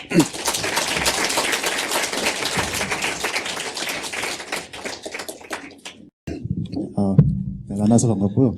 지금 사기 책을 지금 오늘부터 읽기 시작했는데 지금 이거를 지금 다큐멘터 형식으로 지금 보는 듯해서 지금 읽고 있는데 혹시 그러니까 선생님이 생각하신 대로 이거는 어떻게 읽으면 재밌을까 하는 방법, 그러니까 선생님의 방법고요. 그리고 만약에 지금 이걸 통해서 지금 뭔가 얻고 싶어가지고 그러는데 어떻게 공부를 하면 이걸 얻을 수 있는지 그게 좀 궁금해서 그러거든요. 사기가 저는 사실은 완력할 생각이 한 2, 3년 전까지만 해도 없었습니다. 왜냐하면 다른 분이 이제 뭐 번역하시는 분도 있고 그 전에 나온 책들도 꽤 되지 않습니까? 근데 사기가 굉장히 그 기업체 강의를 제가 굉장히 많이 했고 대중 강연을 이제 그 방송 출연 이후로 상당히 많이 했는데 사기 알고는 있는데 읽은 사람이 거의 없어요. 100명 가운데 1명도 제대로 읽은 분이 없어요. 사마천의 이름은 알고 있는데 의외로 사마천의 일생이 저렇게 파란만장한 일생이 있었나라고 아는 분도 별로 없습니다. 그러니까 인지도에 비해서 책을 읽은 분이 거의 없더라는 겁니다. 그래서 알고 봤더니 지금 질문하신 거하고 똑같이 이게 읽기가 어려운 책이죠. 굉장히 어려운 책입니다. 그래서 옛날에 사기에 대한 연구가 풍부하지 않았을 때는 그 책이 이래 그래가지고 학자들이 뭐라고 불렀냐면 어지러울 난자를 써가지고 란서라고 그랬습니다. 어지러운 책이다 그랬어요. 왜? 사마천이 유방에 관한 이야기를 유방 고조본기에다가만 얘기를 하지 않고 슬그머니 항우본기에다 슬쩍 끼워놓고 또 공신들 기록에다가 슬그머니 끼워놨단 말이죠. 그러니까 수십만 개의 52만 6,500자라고 스스로 사마천이 밝혔지 않습니까? 52만 6,500개의 퍼즐을 맞추는 겁니다. 요즘 제가 생각하는 건 뭐냐 그러면 사마천 머릿속에 52만 6,500자가 다 들어가 있었을 것이다 라고 생각을 합니다. 그래서 이 글자들을 어떻게 배열할 것인가. 왜? 사마천은 그 바른 말 하다가 황제한테 잘못 보여가지고 죽을 뻔했습니다. 설화죠, 그죠? 근데 이 필화까지 가면 골치 아프죠. 사기를 완성을 해야 되겠고. 그러니까 정교하게 피해가는 방법들. 이게 이제 전문적인 용어로 호견법이라고 그럽니다. 여기 다 하지 않고 이쪽에 살짝 나쁜 거는. 이 사람에 대한 비판은 여기 살짝 집어넣죠. 그래서 치밀하게 연구를 해보니까 이게 어지러울 난자를 난서가 아니고 어려운 책이다. 그래서 난서라고 그럽니다. 읽기는 굉장히 힘드십니다. 그래서 전문가들이 읽는 방법이나 일반 여러분들이 읽는 방법은 똑같습니다. 다만 좀 편하게 읽는 방법을 가르쳐 드릴게요. 그건 뭐냐면 뒤에 달려있는 표나 다 무시하고 읽으십시오. 네. 예, 거기 보면은 인명 이런 거 달려있지 않습니까? 그거 전부 다 깐거리 무시하십시오. 왜 제가 그걸 달아놨냐 그러면 이거는 이제 문화 콘텐츠로서의 그 위상의 문제입니다. 실제로는. 그래서 뭐 알마에서도 충분히 생각을 하고 있겠습니다만은 그걸 다 떼버리고 해제하고 본문만 딱 가지고 여러분들을 대중용으로 책을 낼 가능성도 충분히 있습니다. 그래서 해제하고 본문하고 뒤에 주요 사건만 읽으십시오. 그러면 명쾌하게 들어옵니다. 주요 사건을 뒤에다가 제가 정리해 놓은 이유도 거기 있습니다. 해제는 요 본문을 읽기 위한 호흡 조절이고요. 본문을 다 읽고 난 다음에 가닥이 잘 안 잡히면은 주요 사건을 통해서 요약 정리하라는 얘기입니다. 나머지 표나 이런 부분들은 전문가들이 보시면 됩니다. 그래서 밑에다가 줄을 안 달고 뒤로 다 표로 넘긴 이유도 사실 거기 있습니다. 건너뛰시라는 얘기입니다. 안 보셔도 됩니다. 선생님, 예. 열전부터 번역을 하셨는데 대중적이지 않았습니다. 예, 뭐 돈은 좀 벌었겠죠. 인세는 좀 좋았겠죠, 그죠? 근데 그 가닥이라는 게 있습니다. 사기는 사실은 실제로 어떻게 번역을 해야 되냐 그러면 봉기, 표, 서, 세가, 열전 이렇게 번역해야 됩니다. 그래서 잠깐만 이제 답변 말씀드리고요. 그래서 대중적으로 보거나 제 개인적인 뭐 현실적인 부분을 놓고 보면은 또 흥미를 놓고 보면은 열전을 먼저 번역하는 게 맞습니다. 그래서 지금까지 많은 분들이 다 열전부터 먼저 하는 이유가 거기 있습니다. 인지도도 높고 그래서 또 팔리는 것도 생각을 해야 되니까. 그런데 저는 이번에는 뭐 출판사에서 고집을 했습니다. 다른 건 모르겠지만은 표하고 선은 모르겠지만은 봉기는 먼저 한다. 그리고 두 번째는 세가로 간다. 예. 그리고 열전으로 가고 표를 제일 나중에 하기로 이제 그렇게 지금 합의는 봤습니다. 말씀하십시오. 네, 정말 그 강의 정말 아주 감명 깊게 잘 들었습니다. 저는 사실 사기와 관련해서 몇 가지 좀 평소에 가지고 있는 질문을 제가 말씀드리겠습니다. 지금 우리는 이번에 이제 선생님이 완관 하셨다 그랬는데, 예를 들어서 영어나 불어나 무슨 다른 나라 말로는 완관이 되어 있는지 하나고요. 그 다음에 북한에서는 이걸 하지 않았는지, 그 다음에 그 당시에는 그러면 지금 20세기 전이니까요. 그 한문이 지금하고 좀 다르지 않겠습니까? 그래서 그 문제는 어떻게 해결하셨는지 하고, 이게 주간에 쓰인 건지 아니면 종이에 쓰인 건지 그런 게 좀 개인적으로 궁금했습니다. 네. 전 세계적으로 완역본은 하나도 없습니다. 우리나라도 없습니다. 그 까치에서 나온 완역본은 불완전한 완역본입니다. 왜냐하면 표가 없습니다. 표가 번역이 안 돼 있고요. 서구 사회에서 영어나 불어권에서는 부분적인 그 번역본에 있어서 완역본은 없습니다.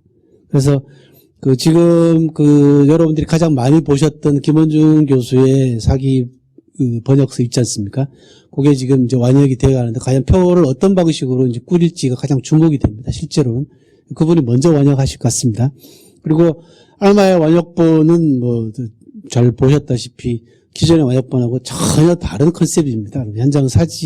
현장에 들어가 있기 때문에 그렇고요. 그 다음에 이제 지도 이런 것들이 이제 들어가 있고, 본문 번역은 이제 100% 한글로 제가 과감하게 이제 제일 고통스러운 게 그 부분입니다. 그 한자를 쓰지 않고 또 괄호 안 치고, 여러분들한테 제가 서비스한 건 딱 하나밖에 없습니다. 그 연도 표시만 했습니다. 그죠? 기원전 몇 년만 표시해놨지, 나머지 되게 앞뒤 문맥이 잘 안 맞으면은 김영수가 하고 가로를 치지 않습니까? 원문에는 김영수가 없는데, 문맥상 봐가지고 김영수가 들어가는 게 훨씬 편하다고 생각되면 김영수가 하고 가로를 쳐가지고 되게 번역하는 경향이 많은데, 그거 안 하려고 무지의 애를 쓰고 있습니다. 원문에 없는 걸 거기다 집어넣으면 안 되거든요, 기본적으로. 그리고 원문에 나와 있지 않는 단어를 의역을 한다는 것도 굉장히 불손한 번역입니다. 근데 한글로 뜻이 통하게 만들어줘야 되니까 제일 고통스러운 건 사실 그렇습니다. 그게 어렵고요. 그래서 북한에서는 뭐 완역본 없습니다. 부분 번역본만 있습니다. 전 세계적으로 완벽한 완역본은 이제 없습니다. 그리고 아까 여러 가지 하셨습니다. 두 번째는 그 당시에 한문은 지금 한문하고 많이 다릅니다. 그러니까 사마천 사기가 문체혁명을 일으켰다라고 얘기할 만큼 파격적인 문체였습니다. 그 당시에. 그래서 당나라 시대 때 들어오면은 이제 문체 운동이 다시 일어나게 되는데, 그때 옛날로 돌아가자 해가지고 사마천 사기의 문체로 돌아가자고 하는 운동이 일어날 만큼 사기의 문체가 대단히 혁명적이었습니다. 그 문어체 가운데서도 구어의 요소가 많이 들어가 있는 그런 문체 혁명을 이뤘습니다. 그래서 오히려 어떤 면에서는 그 앞뒤 문맥을 고려해 보면은 뭐 다른 역사책보다 사기가 훨씬 더 생생하게 읽을 수 있습니다. 전문가 입장에서도 그렇고요. 또한 그 당시에는 이제 종이가 발명되기 전이었기 때문에 죽간이나 목간에다가 썼습니다. 그래서 그 죽간을 이렇게 얇게 오려가지고 하게 되면은 그 구멍을 뚫어가지고 이제 노건으로 연결하지 않습니까? 그게 책자입니다. 오늘 여러분들이 보시는 책입니다. 그걸 어느 정도 분량이 되면은 돌돌돌 말죠. 그죠? 두루마리처럼. 그게 한 권입니다. 그런 거를 사마천이 130권 만들었다는 겁니다. 오늘날 책 한 권이 아니고요. 두루마리입니다. 안 남아 있습니다. 예. 그래서 사마천 두 부를 만들었습니다. 똑같은 거를 두 부를 만들어 가지고 하나는 명산에다가 보관해 둔다 그랬어요. 숨기겠다고 얘기했고 하나는 세상에 보이는데 왜냐면 없어질 거를 왜 이게 몰고 올 파장이 보통이 아니거든요. 왜 살아있는 당대 황제를 비판을 했습니다. 이 책에서 그 효무봉 그 무지에 관한 것들에 대한 신랄한 비판이나 조롱입니다. 뭐 거의 나머지 황제들은 전부 다 보면 뭐라고 기록이 되어 있냐 그러면 업적들이 많이 나옵니다. 근데 효무봉기는 무지에 관한 봉기는 전부 다 점치는 이야기, 제사 지내는 이야기입니다. 근데 무제는 한나라 시대 때 최고의 황제 아닙니까? 누가 뭐라 그래도. 근데 사마천은 자기 당대 황제의 기록을 정책이나 정치 얘기를 하지 않고 미신에 가까운 그런 점치는 이야기나 이런 이야기들 많이 났어요. 이거는 조롱이거든요. 이게 아주 심각한 문제거든요. 그래서 굉장히 걱정을 많이 했을 겁니다.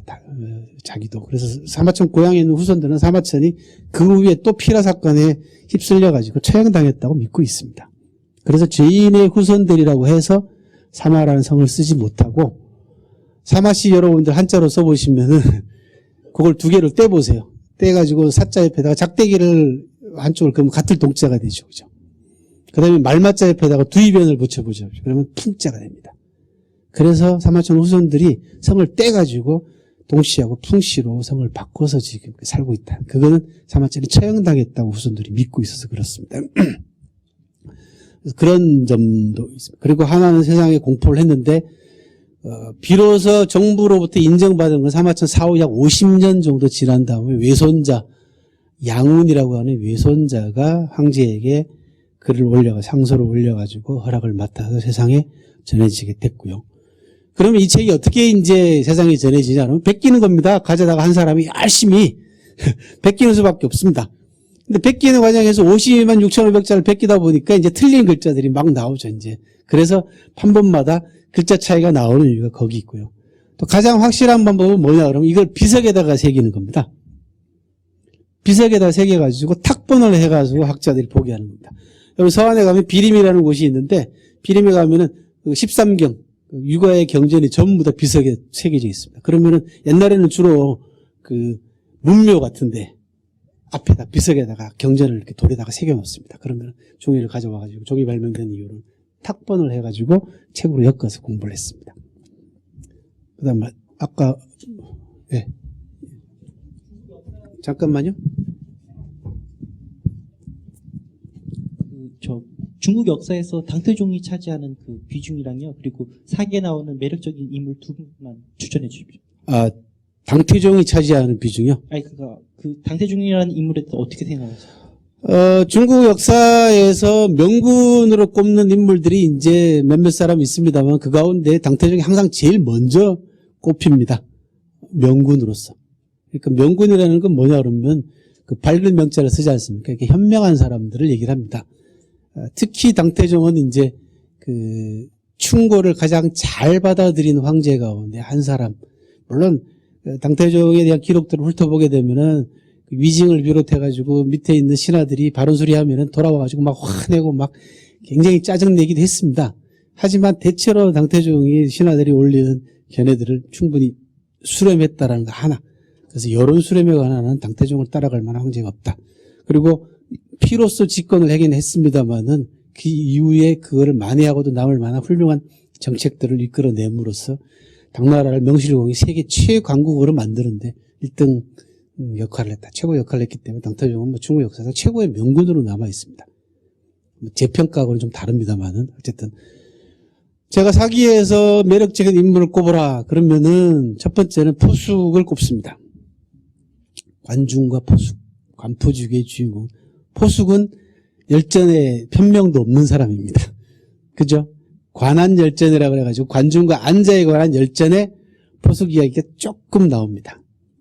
근데 매력적이라기보다는 존경할 만한 인물로서 일단 포숙을 먼저 꼽습니다. 그래서 특히 포숙이 보여준 팔로우십에 관한 이제 양보와 배려에 관한 하는 저는 뭐 오늘날 우리들이 가장 배워야 될 자세 가운데 하나다. 이건 뭐 얘기하자면 한 2시간은 얘기해야 되니까 나중에 기회가 있으면 또 하도록 하겠습니다. 모르죠, 그거는. 예, 유전자 검사를 해보든지. 그, 리더들은요, 역대 통치자들 가운데 특히 최고 통치자들은 비슷한 점들이 많습니다. 그 가운데 가장 공통된 부분 가운데 하나는 중국말로는 뭐라고 표현하냐면 자대심리라 그러는데 스스로 자자 큰 대자. 스스로를 크게 보는 심리들. 이제 뭐 그게 이제 한 단계 더 나아가면 뭐가 됩니까? 과대망상증이 되죠, 이제. 예. 거기 한 단계 더 나아가면 이제 폭군이 되거나 하게 되는데 자대 심리들은 대부분 다 가지고 있습니다. 예, 그런 부분들은 뭐 공통점은 발견될 수 있지만은 세밀한 부분으로 들어가게 되면은 뭐 차이점 꽤 많지만은 공통점 상당히 많습니다. 왜냐 그러면 인재를 끌어다 쓰는 인재 기용, 용인에 관한 부분에 있어서만큼은 당태종하고 조조하고 상당히 많이 닮아 있는 부분들이 있습니다. 다만 신분의 문제라든지 이런 부분들을 고려해 봤을 때는 뭐 미묘한 차이점들은 내가 학자들 간에는 분석해 낼 수는 있겠죠. 다른 말씀 있으면. 예. 예, 선생님 강의 감명 깊게 잘 들었습니다. 선생님 강의를 제 나름대로 정리해보면 중국의 소프트 전략에 대한 경각심을 일깨워 주셨던 강의였던 것 같습니다. 중국이 지금 진행하고 있는 소프트 전략에 대응할 만한 한국의 소프트 전략이 있는지, 없으시면 혹시 선생님이 생각하시는 진정한 한국의 소프트 전략은 뭐 이렇게 진행됐으면 좋겠다, 뭐 그런 견해가 있으면. 예, 소프트 파워 전략에 대한 대응책은 현재로서는 속수무책에다 갖고 말씀을 드렸지 않습니까? 그래서 없습니다. 동북 공장이 불거졌을 때 이제 그 대응책으로 만들어 놓은 게 이제 동북아 역사재단을 만들어 놨지만은 뭐 내면을 파고 들어가면 상당히 골마 터져 있습니다. 특히 이제 학연으로 전부 다 점철돼 있고 또 나눠 먹기 시기인데다가 또 지식인들이 그 현재 놀고 먹는 그 지식인들이 꽤 많지 않습니까? 학위를 가지고도 굉장히 많습니다. 근데 그런 사람들이 갈 데가 없다가 동북아 역사재단이 만들어지면서 거기 가서 마음 먹고 자료를 보고 논문을 쓰기 시작하다 보니까 심지어는 어떤 논문까지 나오냐면 일제시대 때 일본 사람들이 만들어놓은 식민사관의 논지하고 똑같은 결론의 논문들이 나오고 있습니다. 안타깝게도. 그래서 지금 한국의 지식인 사회 전반이 지금 붕괴 상태에 있기 때문에 한국의 인문학을 비롯해서 지식인 사회가 경각하고 깨닫고 그다음에 황골 탈퇴하지 않는 한은 대응책은 나오기 상당히 힘들다라는 거 하나하고, 두 번째는 저같이 이제 약간 살짝 미친 사람들이 조금 이제 많으면은 좋겠는데, 이게 이제 뭔가 운동이 되려면은 이렇게 좀 숫자가 돼야 되는데, 그죠? 예, 이게 숫자가 우리는 학회 구성도 안 될 숫자니까 뭐 학술 세미나를 하고 싶어도 없어요. 그 사기 사마천 가지고 한번 토론회 한번 하자 그러면은 나올 분이 없어요. 예. 그러니까 이게 상당히 지금 외롭고 고단한 상태다라는 거. 하지만 이런 작업들을 통해서 제가 이제 대중화 작업을 하게 되는 가장 큰 이유가 2006년도 7년 걸린 책을 내고 여기 이제 책을 써서 이제 호구지책을 마련해야 되는 절박한 상황이 들어가면서 제가 대중화 작업을 시작을 했지 않습니까? 이제 방송도 하고 책도 이제 쉽게 내자 해서 대중화 작업을 하면서 이런 강연이나 이런 부분을 통해서 이제 미약하나마 열심히 이제 중국에 대한 이런 부분들을 이제 알리고 있고, 이제 공공기관이나 기업들이나 특히 중국 진출을 이제 염두에 두고 있는 기업들의 중국에 관한 좀 심도 있는 정보들을 제공해 가면서 이제 조금씩 지형도가 이제 바뀌지 않을까, 또 바뀌어가고 있다라는 부분들은 보입니다. 그리고 준비하고 있으면 기회가 오지 않을까 싶습니다. 그리고 뭐 여러분들처럼 이렇게 든든하게 복수를 뚫고 와서 저를 지원해 주시는 분들이 이제 많은데 뭐 충분히 저는 뭐 가능하리라고 봅니다. 그리고 그 부분이 어느 한 부분이 이제 뭐라 그러죠? 필요성과 그죠? 이제 당위성이 한꺼번에 딱 맞아 떨어지는 날. 되게 이제 필요성이 항상 먼저 들어가지 않습니까? 근데 가장 중요한 건 사실 당위성이거든요. 그러니까 꼭 해야만 되는 당위성이 있는데 되게 우리 사회가 필요성을 너무 앞장 세우다 보니까 당위성이 뒤로 밀려나는 부분이죠. 근데 어느 순간에 당위성과 필요성이 매치가 되는 날에는 상당히 중요한 프로젝트를 비롯해서 여러 가지들이 이제 이루어질 가능성은 충분하다고 봅니다. 뭐, 정치 지형도 바뀌고 있고 또 바뀌어야 될 것 같기도 하고 여러 가지들이 있습니다만 어쨌든 긍정적으로 보고 있습니다. 예. 다른 말씀 있습니다.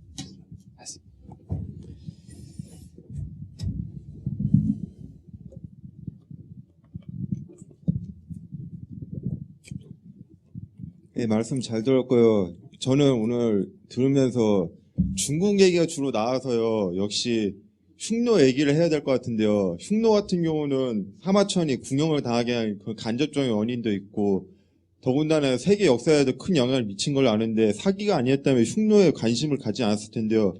흉노 같은 경우는 후대 그 돌궐이나 뭐 위구르나 뭐 몽골 뭐 만주에 이렇게 큰 영향을 준 그런 활약상을 사기에서 이미 내보인 바가 있는데, 흉노에 보면 그 선우들 뭐 묵특이나 뭐 호안야나 뭐 이런 선우들 보면 되게 그 중국 중심이 아닌 그 중국 밖에서도 충분히 세력을 떨치는 그런 문명 세계가 있었다. 그걸 보여준 것 같더라고요. 그래서 이 흉노에 대해서도 어떤 언급을 해주실지 참 기대가 됩니다.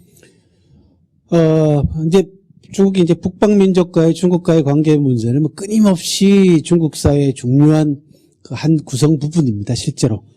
그리고 중국이 그 북방민족에 의해 가지고 최초의 가장 큰 위협을 당한 게 이제 한나라 시대 때 흉노라는 존재고요. 거기에 사마천이 사기에서 흉노 열전이라고 하는 아주 장문의 열전을 그 구성을 함으로써 또 흉노 존재가 아주 심도 있게 밝혀졌던 게 사실입니다. 그리고 중국은 잘 아시다시피 몽고에 의해 가지고 한번 전체 대륙이 점령당한 적이 2번 당했죠. 하나는 여진족에 만주족에 의해 가지고 청나라가 들어섬으로써 한족이 통째로 2번 지배를 당한 적이 있습니다. 그래서 그 북방민족에 관한 문제는 상당히 심각하게 다뤄야 될 문제이지만은 제가 오늘 여기서 간단하게 드리고 싶은 말씀은 뭐냐면 그들이 흔적도 없이 사라졌다라는 겁니다. 한족을 위협에 몰아넣었을 뿐만 아니고 한족 전체를 통치하고 지배했던 북방민족들과 이민족들이 지금은 흔적도 없이 동화되고 없다. 왜 그러냐, 이유가 뭐냐, 이 부분이 이제 제 관심사인데 가장 중요한 문제는 이제 문화입니다. 한국이 중국에 동화되지 않고 중국의 속국으로 전락하지 않을 수 있는 가장 큰 힘이 뭐냐면 문화입니다. 파워가. 그 가운데서도 뭐냐? 언어입니다. 문자와 언어입니다. 그래서 한국 역사상 5,000년 역사상 최고의 일대 사건을 들으라고 얘기한다 그러면 저는 단연코 훈민정음의 창제를 듭니다. 문자하고 언어를 제대로 가지지 못했던 북방민족들 거의 대부분 다 중화 문화에 동화되고 중국 문화에 동화되어가지고 소리 소문도 없이 사라졌습니다. 그래서 북방민족과의 그 대립의 문제라든지 또는 뭐 교류의 문제 이런 부분들은 사기에 상당히 많은 부분을 차지하고 있기 때문에 그런 부분들은 이제 앞으로 그 대환열전이라든지 그 다음에 그 이제 서남이 열전, 그 다음에 실크로드 개척한 장관에 관한 기록 이런 것들을 조선열전도 일부 포함됩니다만 전체적으로 이제 그 현장을 다니고 번역을 하면서 이제 큰 그림으로서 여러분들한테 상세한 해설과 그 다음에 해제 안내의 글들을 그 구상을 하고 있습니다. 또 다른 말씀 있으면 하십시오. 저보다 시간을 더 잘 맞추시는 것 같아요. 시계도 안 보고 계시는. 저는 시계가 보이긴 하는데. 수고 많이 하셨고요. 또, 그 2권 이제, 하신 말씀 있으세요? 1권 나오는 데는 한 2년 정도 걸렸습니다. 첫 권 나오는 데는 이제, 그 2번째 권부터는 굉장히 빨리 나올 겁니다. 그만큼 준비해왔고, 이제 알마도 상당히 그 신경을 많이 쓰고 있기 때문에, 본기 아마 올 상반기 이내로 책이 나올 걸로 예상을 하고 있고, 본기 2권 번역은 거의 대부분 다 끝냈습니다. 이제 부속물들만 하면은, 제 원고는 구정 세고 나면은 바로 출판사로 넘어갈 것 같습니다. 본기도 기대해 주시고, 5년 동안 사시려면 좀 힘드시겠습니다만, 그, 의문이나 뭐 질문, 그 다음에, 저한테 좀 다른 정보를 듣고 싶으면은 메일이나 이런 걸 통해서 질문하시기 바랍니다. 수고 많이 하셨습니다. 감사합니다.